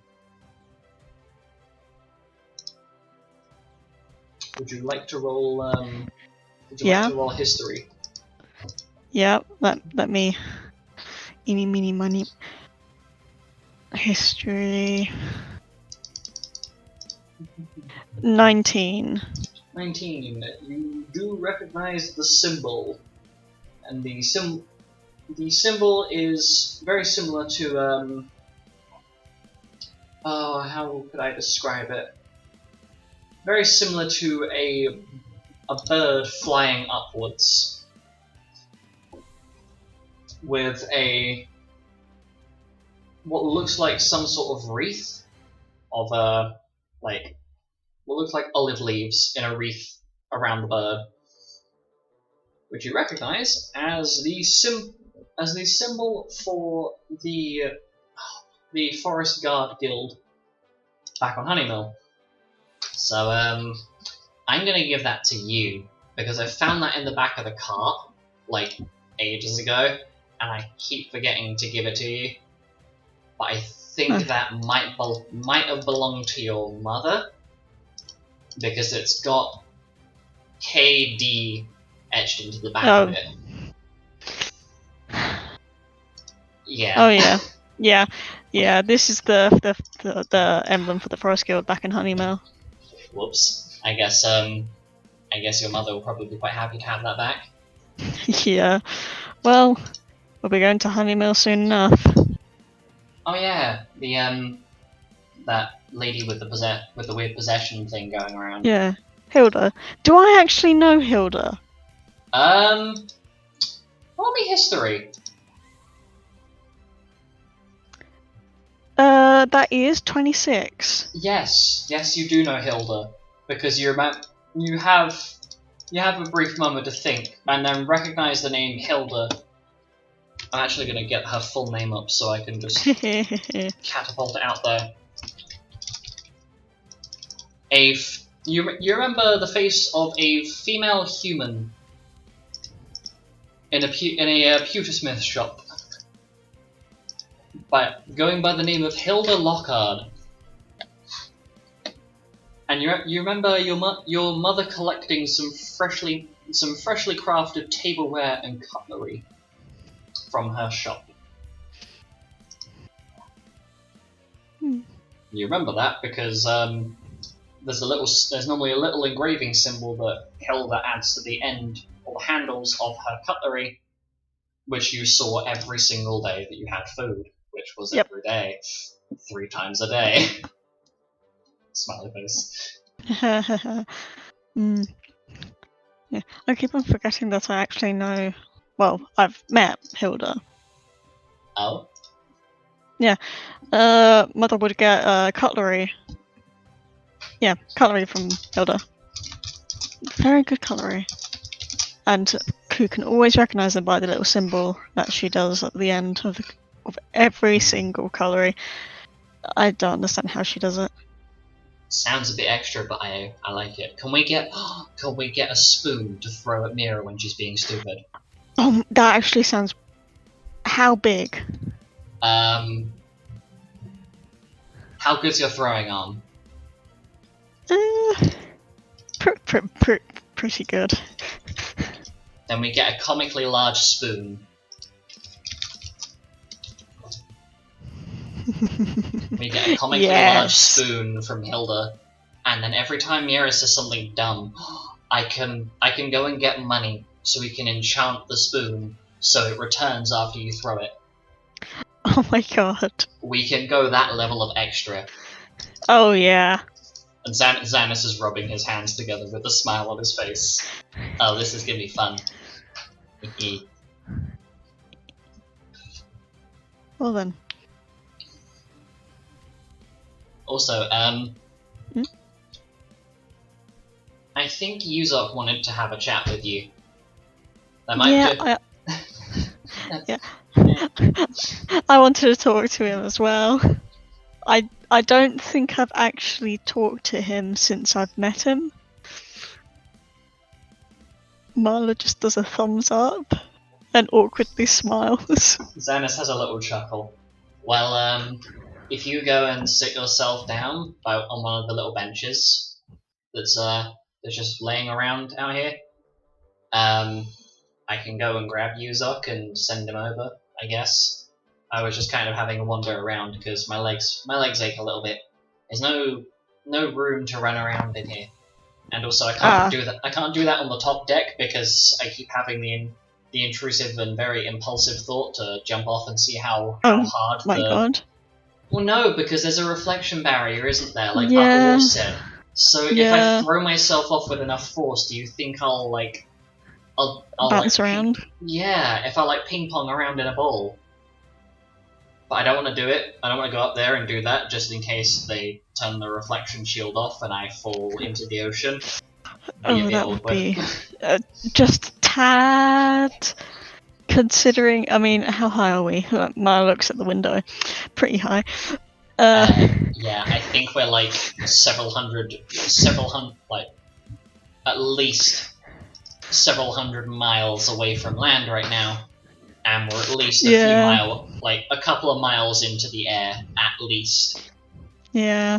If you fall from this height, that water ain't gonna feel like water. I mean, no, and also I've seen this big there's a big danger noodle in the water. Can you see its shadow? And Xanis points out the window at the ocean, and it's very faint, but you can see like a very very faded outline of what looks like a snake or a serpent just swimming through the water, minding its own business. Oh yeah. I see it. Do you know? I've heard Papa Wolf call them by many things. I've heard him call them danger noodles, nope ropes. Apparently, when I think he said to me, when you put a bunch of them together, they're called regretty spaghetti. Regretty spaghetti. I've heard him call them lots of different things. Maybe he just picked that up from listening to other people talk about them. I don't know. Maybe.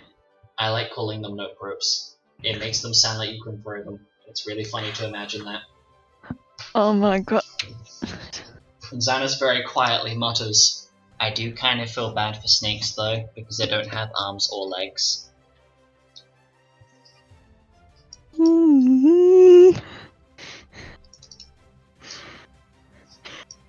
I never thought about it like that. Do you want to? Oh, you never thought of something like that? I mean, No. why do you think birds and chickens look so funny when they run? They don't have arms. That's why they look so silly when they run. They're running, but they don't have arms, so you don't see any movement. You just see legs.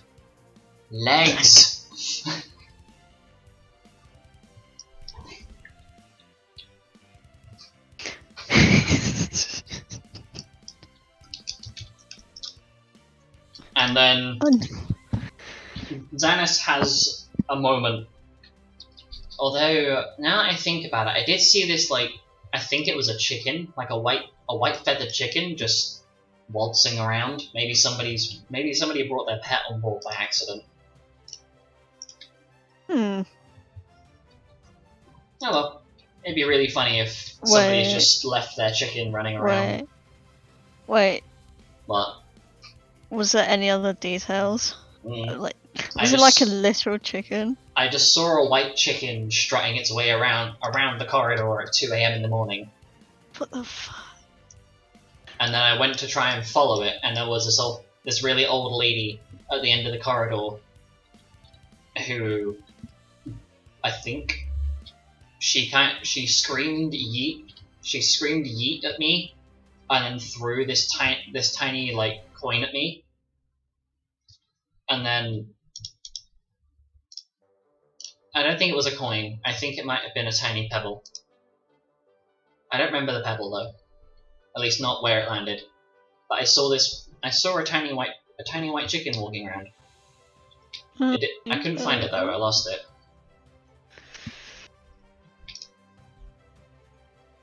Anyway, I'll go get Yuzok. Alright. And Xanis very briskly strides back towards the room, and you hear, Yuzok, come on, you are required. Oh, Yuzok no want move. No. Meh. And you hear like the most pathetic half-assed sounding growl. Yuzok move now. Yuzok move. Hello. And you just see Yuzok having to half squat down to get through the door, and the sound of his hooves clopping against the ground as he walks over to join you at a seat. Hello. Hello. Low Fluffball said you wanted to talk to me. Yeah. I've realised I've literally never talked to you, aside from introductions of when we first met. Most people don't talk to Yuzok. Yuzok okay with that. Small green child Really? is very rude. Yeah, Mira can be. Small green child is rude. Little elf girl is issue. Rabbit man looks at me funny. Upset fluffball. Green man, that's me. The purple guy, he seems Yuzok think he interesting, I guess. Looks like he's probably Yuzok not really sure what to think about him. I call him purple. I should probably start calling him Horned Man, but then that's kind of hard to defer between you two.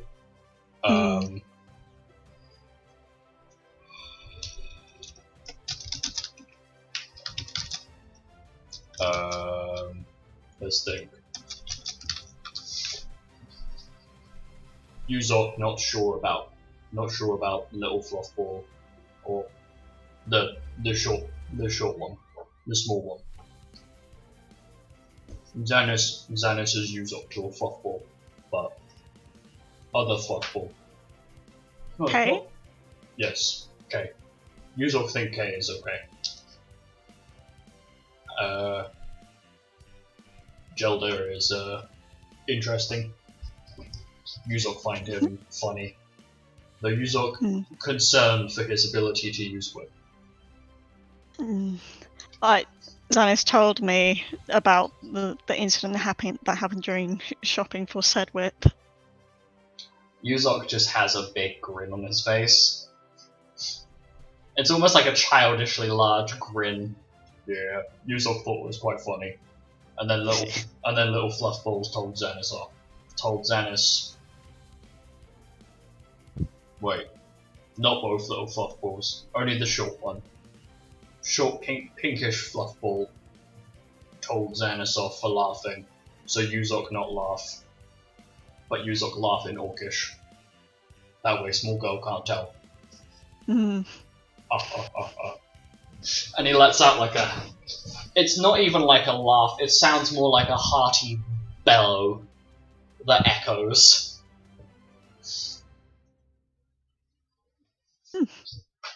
Before he makes eye contact with Milo. And keep in mind there's like Milo's about what? 6'2"? Something around that. I don't actually remember. Yuzok is 8 foot. So let me just give you a visual comparison right now of... Yeah. This will be for the purposes of pardon me. It's 6'5" with the heels. And then 6'2" without them. So this is what your... Yes. This is what,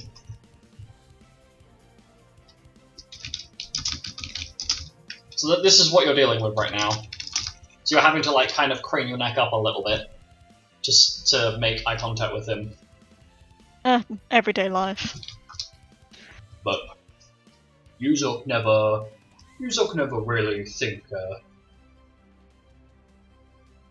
what Milo like. That you, yes. And I am going to roll. Considering how low your intelligence is, sir, that is quite a fucking good roll for you. Yuzok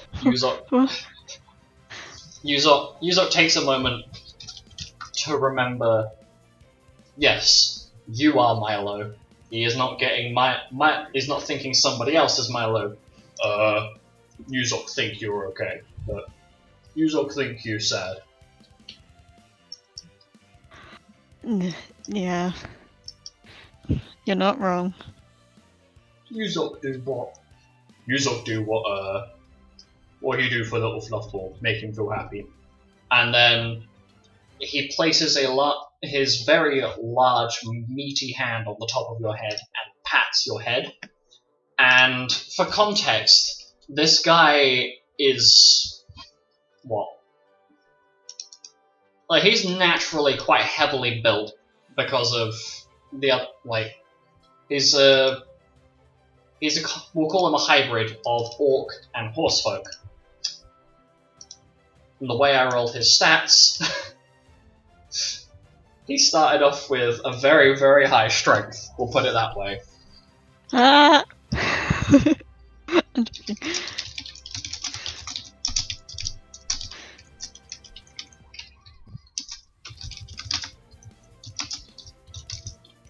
So he pats you on the head, but it's quite heavy-handed. Mhm. Does Milo feel better yet? Do you feel happy? Does this bring you joy? It's alright, Uzok. Thank you. You're welcome. And he looks very pleased with himself. It does kind of show where Uzok's intelligence is kind of coming through.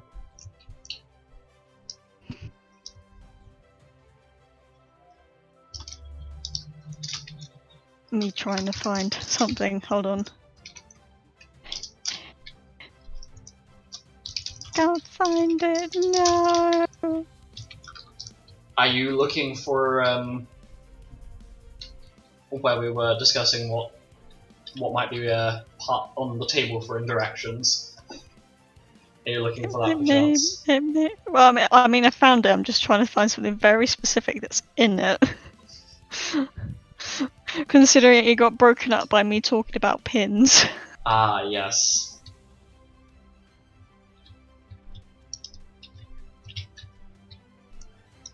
Oh well.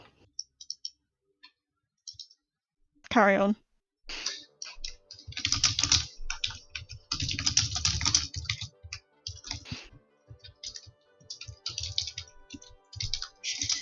I found it. I found it. Okay. So, what are you going to continue the conversation with? Uzok. Yeah. You're. Was it you? Was Uzok? I forget what Uzok. Was Uzok a druid or a geomancer? Geomancer. You're a geomancer, right? Yeah. Use our geomancer. I was wondering, what is a Jumbahonk tree? Jumper honk tree funny. It honk when you hit it. And Uzok pulls out that same piece of wood and has a vice grip on it and just taps the top of it, and it makes the same noise as a clown nose. Upon hitting it, it just goes. Uzok gets serotonin from this. And he taps it again and it makes another noise. Uzok like funny things. This from Feywild. Interesting place. Lots of strange things and people. Uzok like it. Especially his friend. His friend from Feywild is always fun to talk to. I don't know much about the Feywild, to be honest. Uzok advised not going out into Satyr Wood. Not without preparation. And he nods as though he's been given, as if he's giving very solemn and very useful advice when you have no context on what he's talking about. I will remember that. Probably worthwhile. Satyr friends are unusual, but they think that Uzok one of them because. And then he taps his feet on the floor, and you hear the noise of them tapping on the ground. They think Uzok one of them because hooves. Uzok no Satyr. Hmm. Uzok part horse. No. And he starts laughing at his very, very poor joke.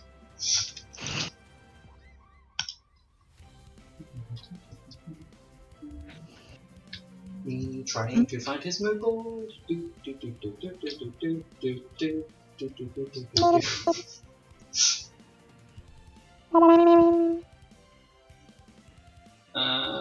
You know what? I could just go back to scroll up from the last time I got a con and just use that because it would be like really obvious. What's another one? What's Tarot? Ah, there we go. I'm going to put this as a spoiler because, yes, you'll understand why when you look at it. But that's Oh yeah. But no, he taps his hooves on the ground. But yeah, used up like Feywild. Lots of pretty trees and flowers. Like this one. And he pulls out. Oh my god, I nearly hiccuped during that. Doing Yuzok's voice is not fun when your body decides to try and hiccup halfway through a sentence. And he pulls out a rainbow-coloured flower. Yuzok like the smell of this one. Yuzok want to make tea out of it, but Yuzok's little fluff balls say no because tea is making tea out of mysterious flower is not a good idea. But Ardion seemed to think it fine. So Yuzok not sure. Gran did mention that she has made tea out of some weird plants.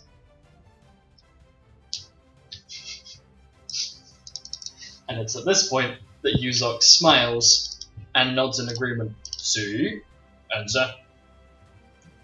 Yuzok's little fluff ball, or Xanis if you want me to call him that. He think it bad idea. Me think it good idea. What could go wrong? Just it could be spicy tea. Yuzok not sure, but me think it's smart idea to make tea out of interesting plant. Can I roll an intelligence check? For Oh, is it a good idea? sure. 25. Um, No, that's wrong. Sorry, I still have the fucking +6. Oh crap! Yeah. Have I? I never changed it. Did I change it back on my end? Oh, I did not. Ah! There we go. Okay. Hold on, I'm being It's a a technical 22. difficulty. Hold on, I'm being a technical difficulty. I forgot to get rid of the +6 off of everybody's intelligence. I'm a technical difficulty. Wait, that means that Yuzok's history check was actually far lower than it was. It's fine. It still succeeded. It's fine. Okay, no. It's fine. Don't worry about it. I am a can. Does the 22 tell me it's a good idea? Yes, and the answer is no. It's probably not the best idea considering that A, he only has one plant, and B, if Xanis doesn't know what that plant is, and his part of his heritage is that he is very familiar with poisonous and non-poisonous plants, and if he has no idea what it is, maybe not the best idea. And even from your medical training, you can't. I just fucking looked at it! You cannot suss out what this plant is. It is completely alien to you. Maybe if we had more controls rather than having just the one plant, because I mean, I have no idea what this flower is. So, what Yuzok think that Milo telling him is to get more plant. Yeah. Plant. And he proceeds to wiggle his fingers at the plant.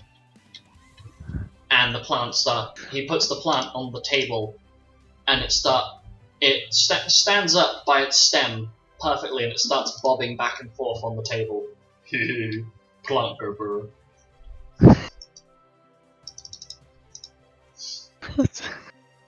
And it's kind of like this rainbow-coloured flower is bobbing back and forth, like the PBZ plant, like the sunflower, that kind of bobbing back and forth.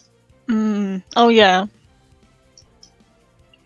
So that's what the flower's doing on the table, and Yuzok is kind of just very quietly giggling to himself about it. Yuzok like plants. They're interesting. Plants are very interesting, and they can have very good benefits. But I am really curious as to what gives this flower its colour. Yuzok ask, flower, what gives you your color? And you hear very quietly,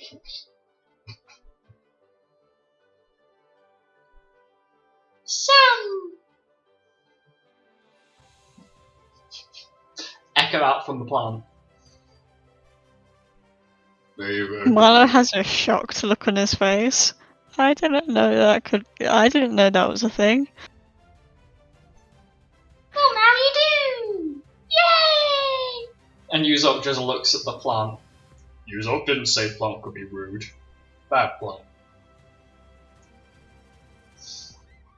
And the plant stops talking. I didn't know talk with plants work like that.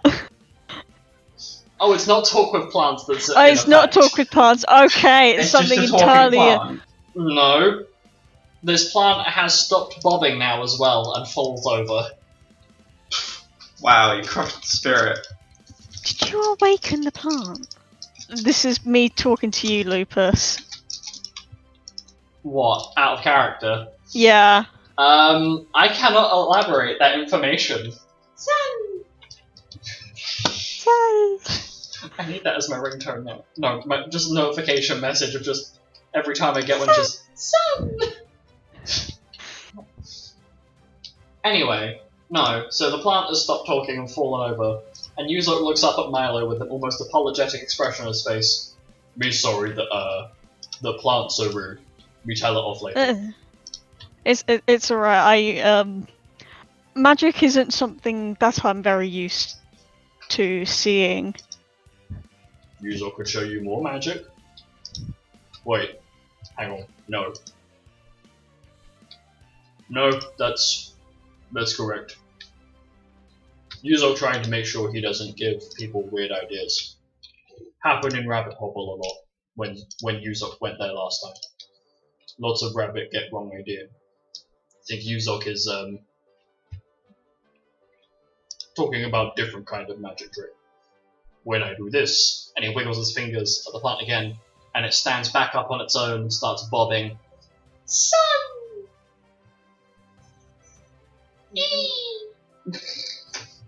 And it starts bobbing back and forth again and starts looking at the window.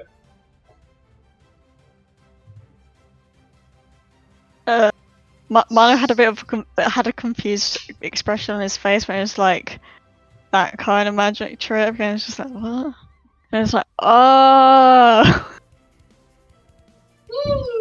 Sun! And this plant is just bobbing back and forth, looking at the sun, and it's the rainbow colors on it are like just increase it. Like it's the more sunlight it takes in, it starts glowing a slight rainbow color. Oh wow. yeah, Yuzok like this plant. Yuzok can make other plants talk too. It's fun. But sometimes plants not so nice. They can be rude. And as it's happening, friggin' the old woman comes along, and an old Numo woman, the same one from earlier with the grey-haired, like afro, pops her head around the corner. Do you mind keeping it down, please? And the plant turns around and very quietly goes, "No, perish." Perish. What? Murderous plant. Oh my god. Plant will find your credit card number and insurance and kill you. Yay! And the old woman just looks mildly confused and just slowly steps backwards. Yuzok think plant have enough time inside. Stop. Maybe. And the plant falls over again. Yuzok put plant back in bag. Too much time for plant. But Yuzok do have this one plant he good friends with. And he pulls out this like potted plant. It seems like a tiny rose bush. Plant. And the plant looks at Milo. It feels like the plant is looking at you. Hello? Ah, hello. I am an entity through which Mother Nature talks. And you are you are not a polluter. Greetings. You deserve to live. How are you?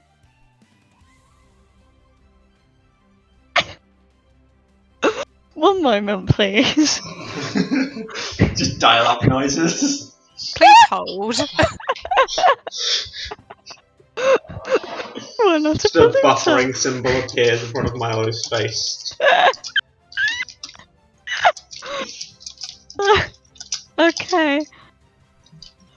I'm doing good. How are you? I am Mother Nature, so I am doing splendidly. Unless you want to think about Tempeal, in which case I want to perish. Anyway, you seem like a nice person. This is the person I talk to quite frequently, and this tiny leaf points at Yuzok. This gentleman is not very brainy, but he is quite polite. Yuzok think plant being a little bit mean, but not wrong. Oh.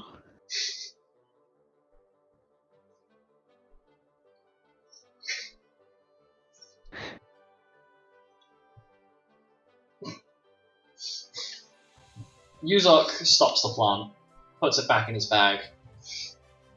Well, Yuzok ability never can go like that.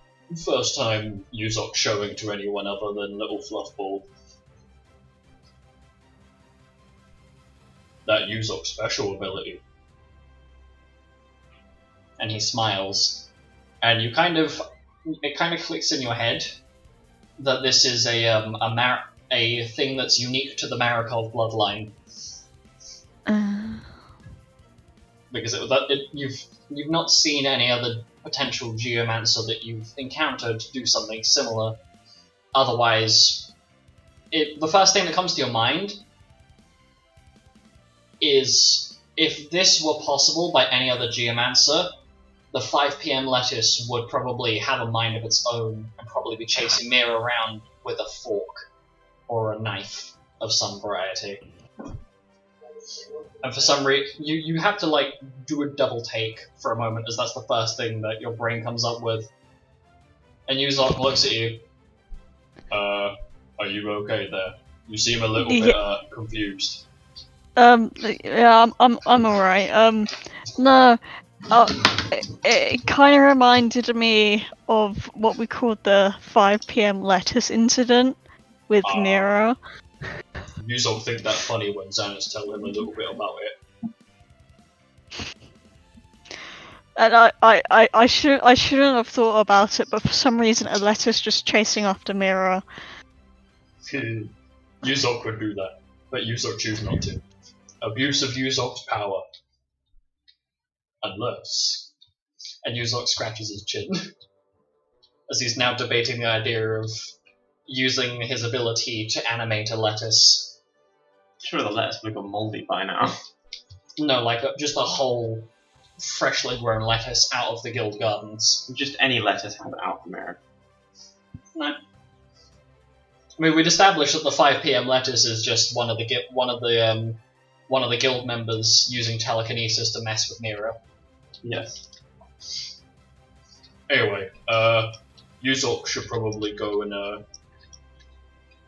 put plant and bag back. Yuzok don't know why he brought bag out. But Yuzok think think Milo a nice person. You're a nice person as well. And Yay! You'll make good impression. And he has a Oh. big beaming grin on his face. I'll talk to you later then. Yeah.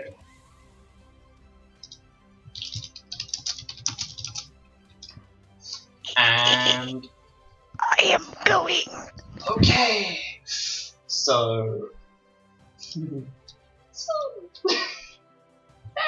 that's gonna live in my head for the next couple of days. Anyway, so time passes, and it gets to, I'd say it gets to about 3-4 o'clock. The airship's gotten pretty quiet. A fair number of residents have retired for the evening. It seems like people going over to Jarek on this flight are either like slightly older or they're just the facilities are for entertainment on the airship just aren't really ready for the first day of flight. However, Penton, you spot. Okay. Hi. You spot, as you're heading back to the room where Lucas is retired for the evening to go and just chill out for a bit, you assume. You spot Kay very quietly slinking away from the room with the sounds of a confused Miro coming out. But Kay, you just hear Kay turn around and go, "Yeah, I'll be back in a minute. I want to go get a little bit of fresh air on top of the ship, seeing it's slowing down for a while." Okay, be careful, don't fall off. And then the door closes. But you see Kay slowly slinking away, trying to be sneaky. And you've obviously seen her, but she's going past the rest of the party doors. And she is lucky enough. That's the second 19 in a row. Cool. Thank you, dice. But she is slinking past silently. Do you follow her? Seems suspicious. Yes. I will Yeah. follow her. Okay. So, as you follow Kay up to the roof of the airship, a gentle breeze blows by as Kay has seemingly done her best to slip away from the rest of the group. And she goes to sit by the edge of the airship's barrier and just looks down. And seems to have a very solemn expression on her face.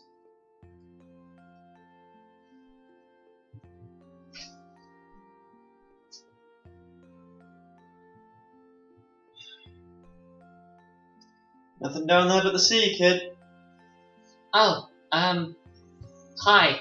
I was not expecting anyone else up here. Yeah. I got bored. Thought I'd have a look at the view, I guess. Okay. What are you doing out here? What, you promise not to tell anyone? Sure. Come over I here. promise. Come over here then. Okay.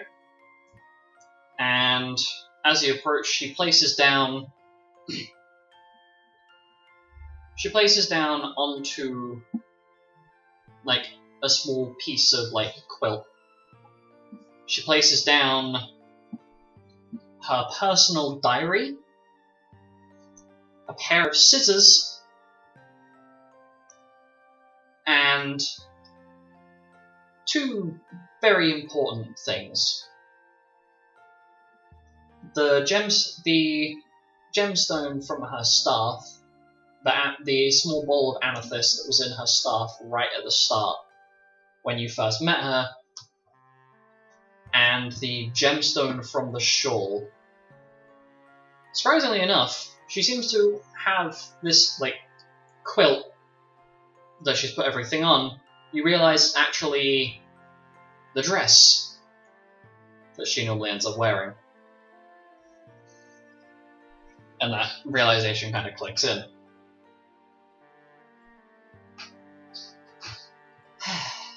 Well, I came up here because, well, I've been doing some thinking and, I found out something recently that's kind of not great. Is there something to do with your new ability? Mm-hmm. Go on then. I want to ask you something first.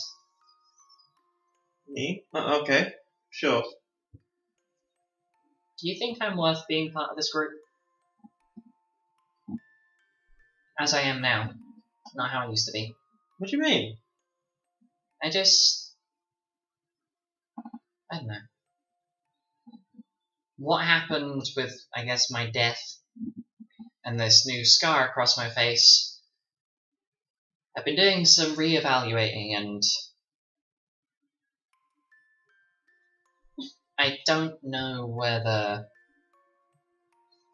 being how I was and trying to hold on to being memorable as I used to be compared to how I am now is a good way of doing it. I just want to change, I guess.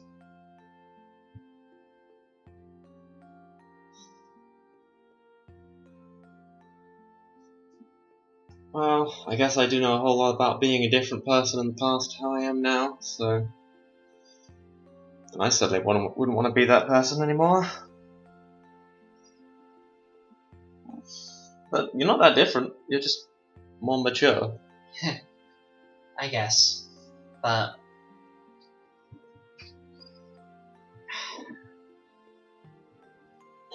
I guess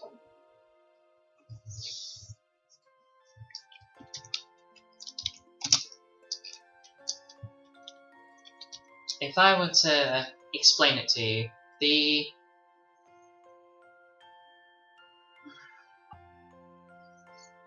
way that things have gone, I don't like being me anymore. You know? I guess that's what drove you to the guild. What, not liking who I was? Yeah. Well, I was dragged to the guild, bleeding and unconscious. But it's what kept me here. And I had my head blown off for putting faith in other people. Yeah. And I've been permanently disfigured twice now. I mean, look at my face. And she kind of waves her hand towards the scar that pretty much covers her entire face. From one side of her forehead, that goes all the way back to her ear, down to the bottom, I believe it's the top left up to her ear, down to the bottom right side of her jaw. So there is no way that she could have anything covering her face to hide that scar. I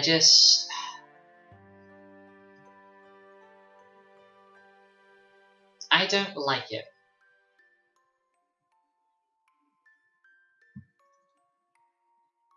And I want to change that. Okay. So, this, and she holds the gemstone. I want to get rid of this. She pulls the other gemstone that holds her shawl together. I want to get rid of this. That, and she points to her diary, which she opens it, and inside you can read, just via a brief scanning of what's inside this diary, are a lot of her past thoughts and feelings. All of the rage and frustration she held towards Mira, the definitely negative things that she held towards Jasper, towards Alice, which the last 5 or 6 pages in the most recent entries are all just her being angry and frustrated and enraged. I also want to get rid of these. And she waves to her traditional clothing. This outfit just does not work. At all. I mean, you've changed a lot physically since you started wearing it, so that makes sense. Well, I had an idea. But I think I get what you mean now. It's, I'm trying to find the reference again. There it is. I was thinking maybe something more like this. And she shows you a whole variety of different white, red, and red fabric and clothing.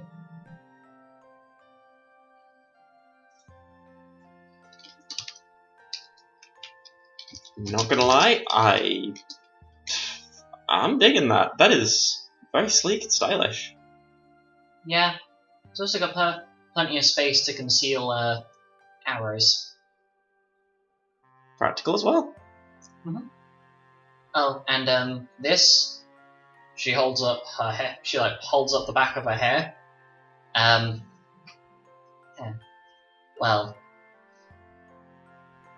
she flips her head forward with a lot of force, and you realise that where the base of her hairline is completely moves from where it was.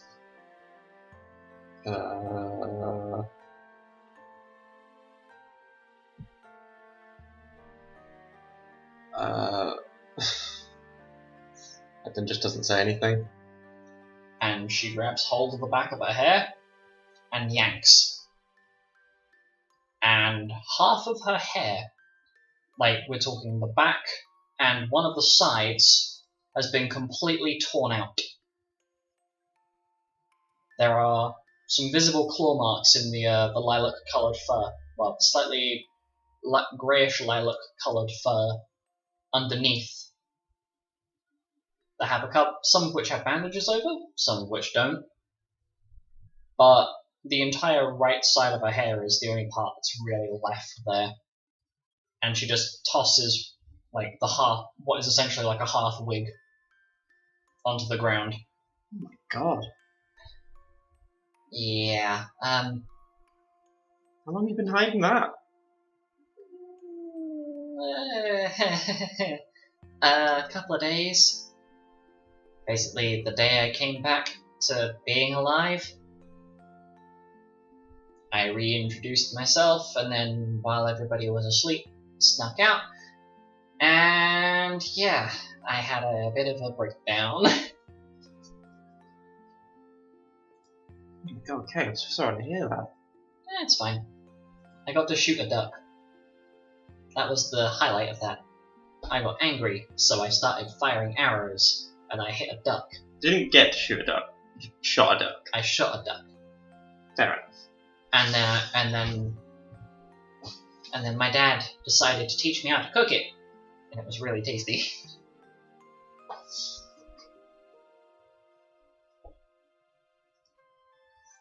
So, yeah, I also have to kind of get it off my chest, but I found out a secret that my family has been keeping for a while now. And I don't want to tell the rest of our group, considering that we've already got one person being a divisory point. It wouldn't help us to have another one.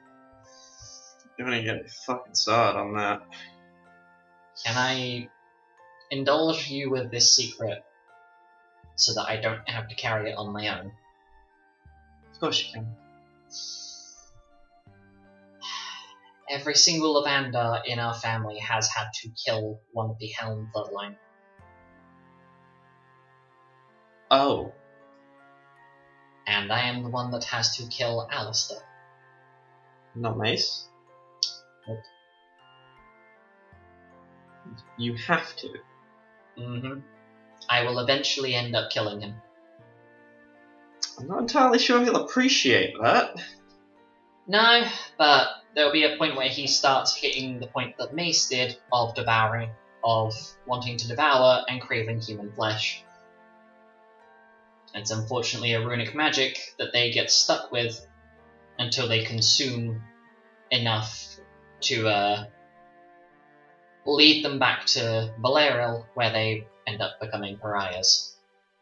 So the insanity's hereditary then. Yep.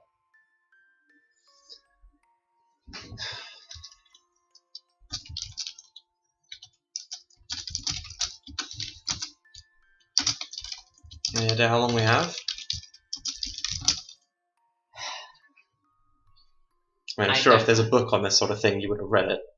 There is no book on this sort of thing. That ethereal projection thing I did, I met all of my past ancestors at the very center of the River of Life. Where, you know, that place where we saw Carl? Yeah. Well,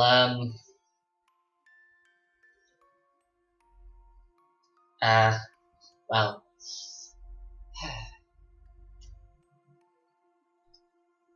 I've been starting to feel pretty sick the last couple of days, and, well, you know when ladies start, bleeding? Oh my god. Second time today. Yes. Well, I had just stopped doing that, and 2 or 3 days later, it's happening again. And I think that might be the sign that things are starting to go south. Wait. So... What? Oh, right, I didn't You're explain. having your period again, therefore Alistair's going mad. My ancestors didn't I forgot to explain. My ancestors explained that something would happen with my body that would be the sign. Right. Be that vomiting, some sort of bodily pain, or, as one of the female ancestors put it, my body deciding to rid itself of any potential additional life that could be created from it to prevent any necromantic magic affecting my body. There has been an experience in the past where one of my ancestors was pregnant when they had to fight their member of the Helm family. God, that's horrible. Yeah. Which I think is why this is happening to me again. It's really awkward to talk about. Please don't tell Mira. Please don't tell. Why would I tell Mira? Because it's Mira. She's gonna be mirroring. I can't think of a better word for it. She's just a problem. She crab walked in front of the public people and embarrassed us. Yeah, and I haven't learned illusory magic well enough to be able to cover that up yet. I don't think that's something that even illusory magic can cover. She's just an issue. So, should we get a message back to the guild to warn them? She shakes her head solemnly.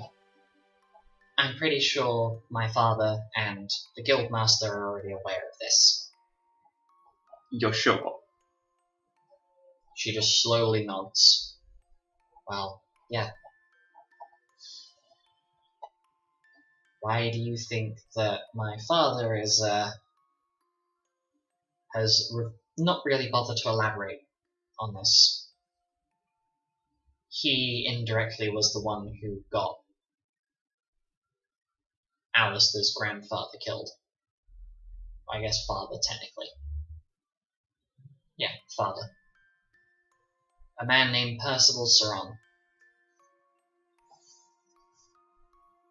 And, his wife, or plaything at that point. Yeah. My father had to kill them both. Ah. Which he was not proud of having to do. But turns out one of them was planning to basically commit a lot of murder, so go figure. And the other one got bisected. But you'll have to ask Lucas about that one. Anyway, do you wanna watch me throw things off of this barrier? Wait, it's a barrier, wouldn't they just bounce? Because you see, she clicks her fingers and a small hole appears in the barrier. If you know it well enough, you can stop it. Oh, okay. Sure, So- why not? Which one do you want to do first? And she almost starts like childishly bobbing. Maybe not get rid of the cover up wig though. That's staying with me. Because I don't want the rest of them knowing yet. I And won't she tell. puts it back on her head. I won't tell anyone. Thanks. What about the dress? I'm Yes. sure you'll be happy to see that go. Ball it up and catapult it over the side, Penton. Yeet it! Yeah! And it catches the wind and goes straight through the barrier, and it basically incinerates on impact with the actual barrier. Incinerates? Yes. Well, yeah. I'm glad I didn't test it earlier then. It's a flammable fabric, and also it's considered a lifeless thing. The barrier repels life, but it will prevent monsters or things it thinks are monsters from, It stops the airship getting hit by projectiles. Things like that. specifically rogue birds and things like Zoo, the big alien thingies. So It's a really morbid thought, but it would look really cool if we accidentally crashed into a flock of birds. I mean, we almost did that at the start of the journey. Why do you think it took like 20 minutes to get off the landing pad? You're like cleaning up the feathers for ages. No, they just... Oh no, they'd incinerate way. well, wouldn't they? Yeah. yeah. They just disintegrate. Anyway, next. Actually, I'll give you this gem. Might be Oh. important. Thank And you. Also, you can sell it. Ah, It's yeah. worth quite a lot. I'll make it worth 4 times the price. I've Either been that, practicing. either that, or you could chip it down and turn it into a ring or something. I don't know. That works for you. Anyway, It's not a bad idea. I'll let you take both the gemstones then. Just don't say anything about where you got them from. Okay. And she proceeds to pick up the diary and yeet it. Basically, full force, catapult it like a frisbee. I And know, it I know the incinerates. mood's changed and everything, but I now kind of need to know who's the one that start off Mace. She turns her head and looks at you, Because honestly, I used to think that was me. and she slowly shakes her head. Well, if you want me to be honest with you, I am the one member of the family that's kind of gotten screwed. You've got to do both. Yep. Yikes. And the problem is, I need my family's heirloom weapon to do that. Only issue is, it's in a very awkward place to get hold of. Right. That's not the one that's in the abyss, is it? Nope. No. I forget how much Penton knows. It's been a while.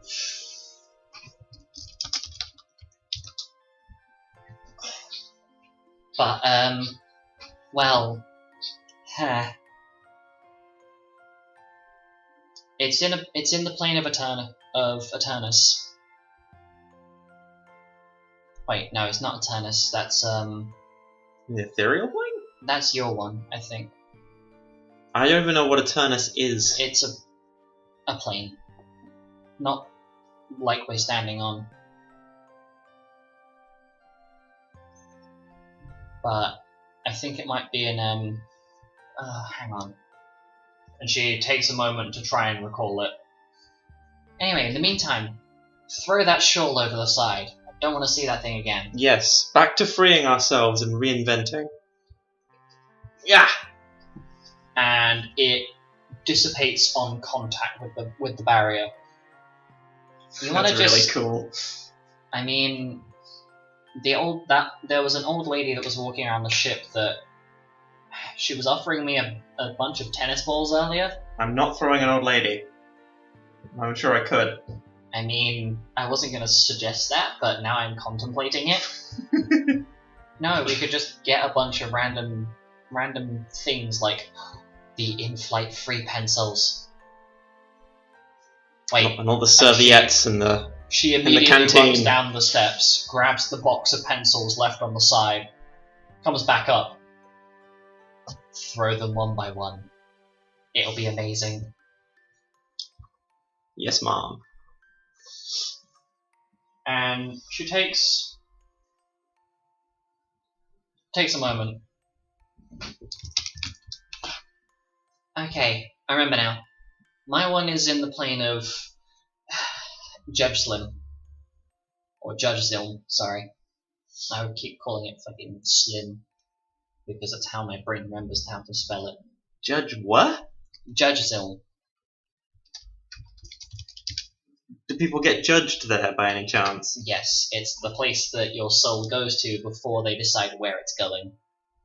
So it's like the routing point where all of our souls go to before they decide where they end up.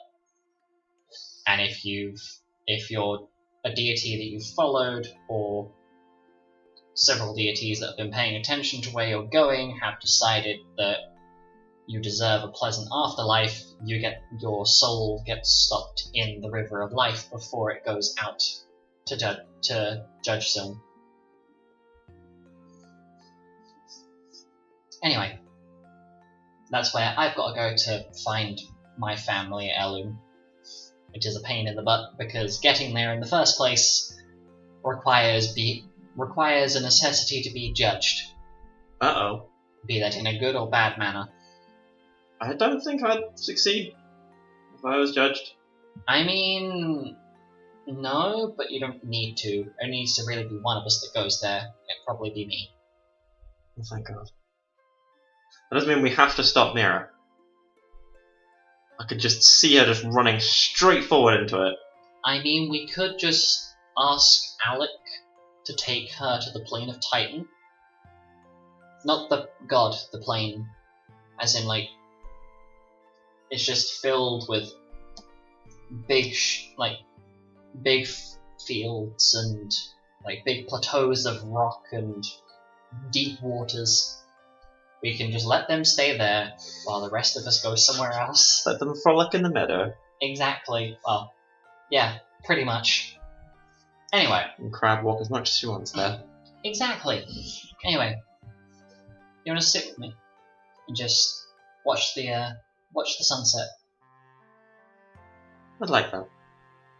And she sits down and kind of just puts her head on Penton's shoulder. Thanks. Anytime, kid. Anytime. Meanwhile, in the airship, Lupus is just inputting some details on one of the airship's screens.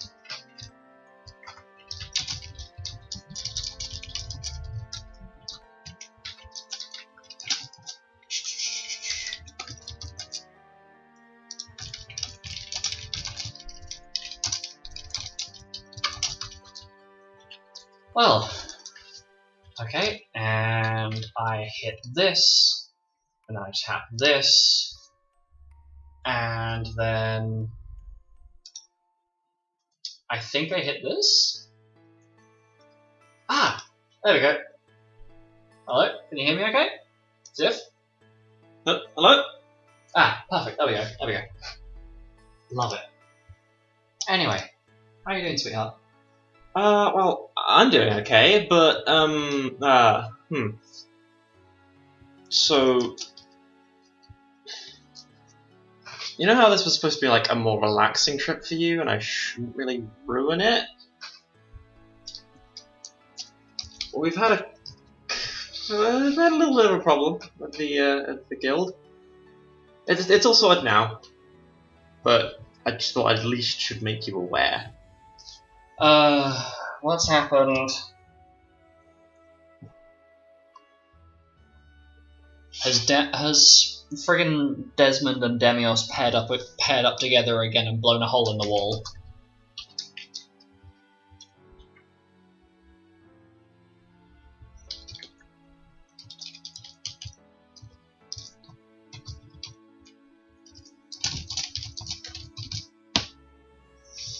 So, So, is there a hole in the side of the guild again? remember I how need we to- had to Mm-hmm. magic me a new arm? When I accidentally bit your arm off while you were trying to convince me to follow you. Were you trying to convince me to sit in Lunannon form with a large chicken drumstick? And I may have gone a bit too forwards when I was trying to get the drumstick, and I took your whole arm off I by accident. still don't Yes. understand how you did that. Well, you forget I'm like 4 times my normal size. I made the mistake of eating your arm once, like 15 years ago. Never let me forget it. I'm sorry, you have your arm back, sir. Anyway, elaborate, continue. That, but not an arm. What? You know how the group you had chocobos? Oh no.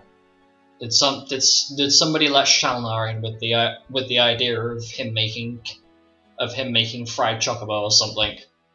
No. Did somebody let them loose? Did somebody forget? They've been armed. What? Yeah. How? Mr. Helm has armed them. What? But So- he's been apprehended, he's taken care of, he's secure. Nothing else has So- happened. And Rosemary's been taken away. But the other ones weren't so lucky. So those are gone now, Yeah. and The problem is locked up securely in the guild. I was gone for an hour. I don't know, you If just not started longer. eating things. I remember before I left. Is there anyone in particular that he's trying to gun for right now? Is this the same as what happened with the other one we had to put down when Lilac had to get involved?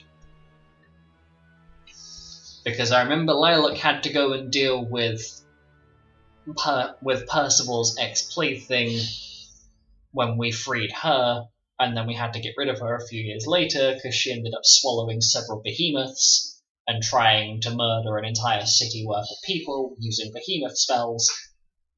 Is this the same thing again? Do I need to come back?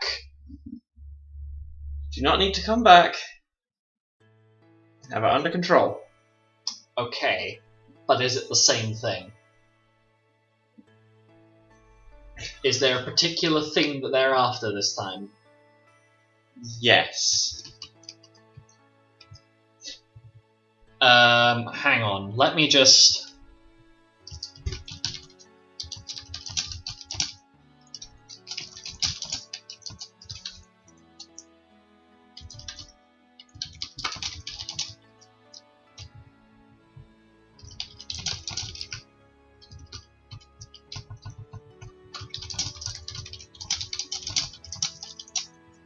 We believe he's been trying to eat things specifically related to Carl.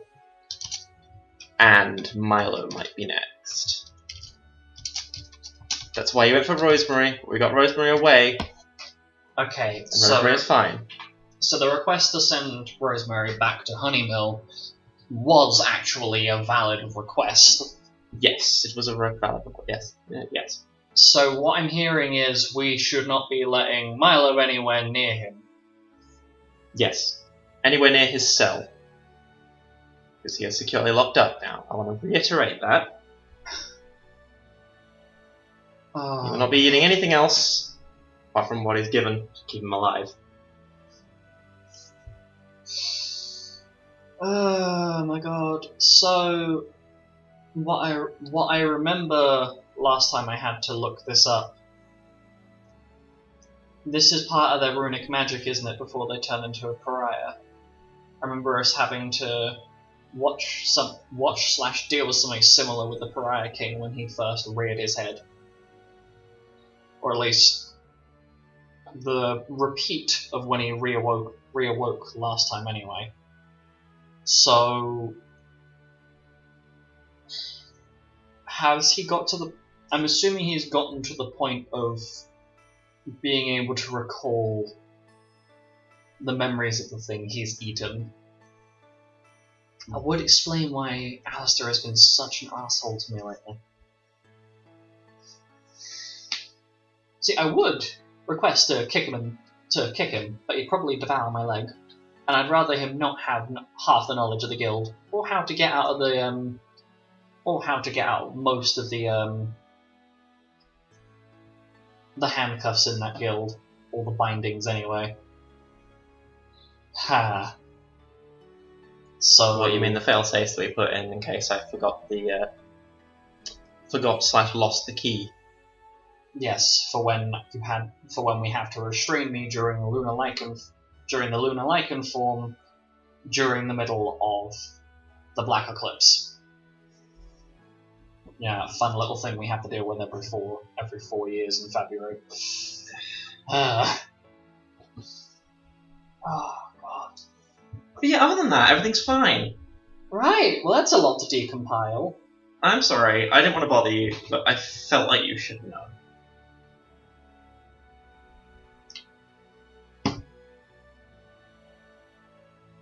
Have I ever told you that you probably taste really good with barbecue sauce? Because that's Hundreds the of same times, yes. Yes, because that's the only response I can think of right now. But I miss you, even though we've only been gone for like half a day, if that. Miss you already. Mwah. I want a hug when I get back. I miss you too. Mr. Rabbit Man has fucking clung to me like a... has clung to me every single time I've tried to sleep. I mean, you are a living radiator, I'm not surprised. Oh my god. You sound exactly like each other. Well, maybe it's because it's true. I'm not that warm though, just get comfortable. You are a furnace, sir. I will see you when I get back. I'm pretty sure that's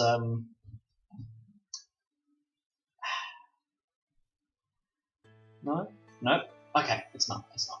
Sorry, I thought the rabbit man in question was about to come back in through the door. Also, good news. Xanis seems to be a lot happier now. Seems like him and Yuzok have been getting on well. Oh, finally. He could use a positive influence in his life. Hey!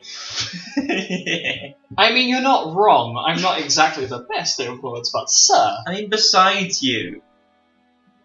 Me a good role model? Ugh. No, that's you. You're the good role model, sir. Take your words and eat them. As someone who can confide in, who's less sharp than the rabbit. I do think I probably shouldn't have passed along the fact that, Xanis was not the happiest. But hey. I'm just happy that he's okay now. Yeah, of course. And Lupus and Ziffy continue to have a conversation late into the evening until Penton returns into the room. Upon which I don't know whether they continue their conversation or not, but that's that is where I'm going to leave the session off. See you in the next one. Bye! Bye.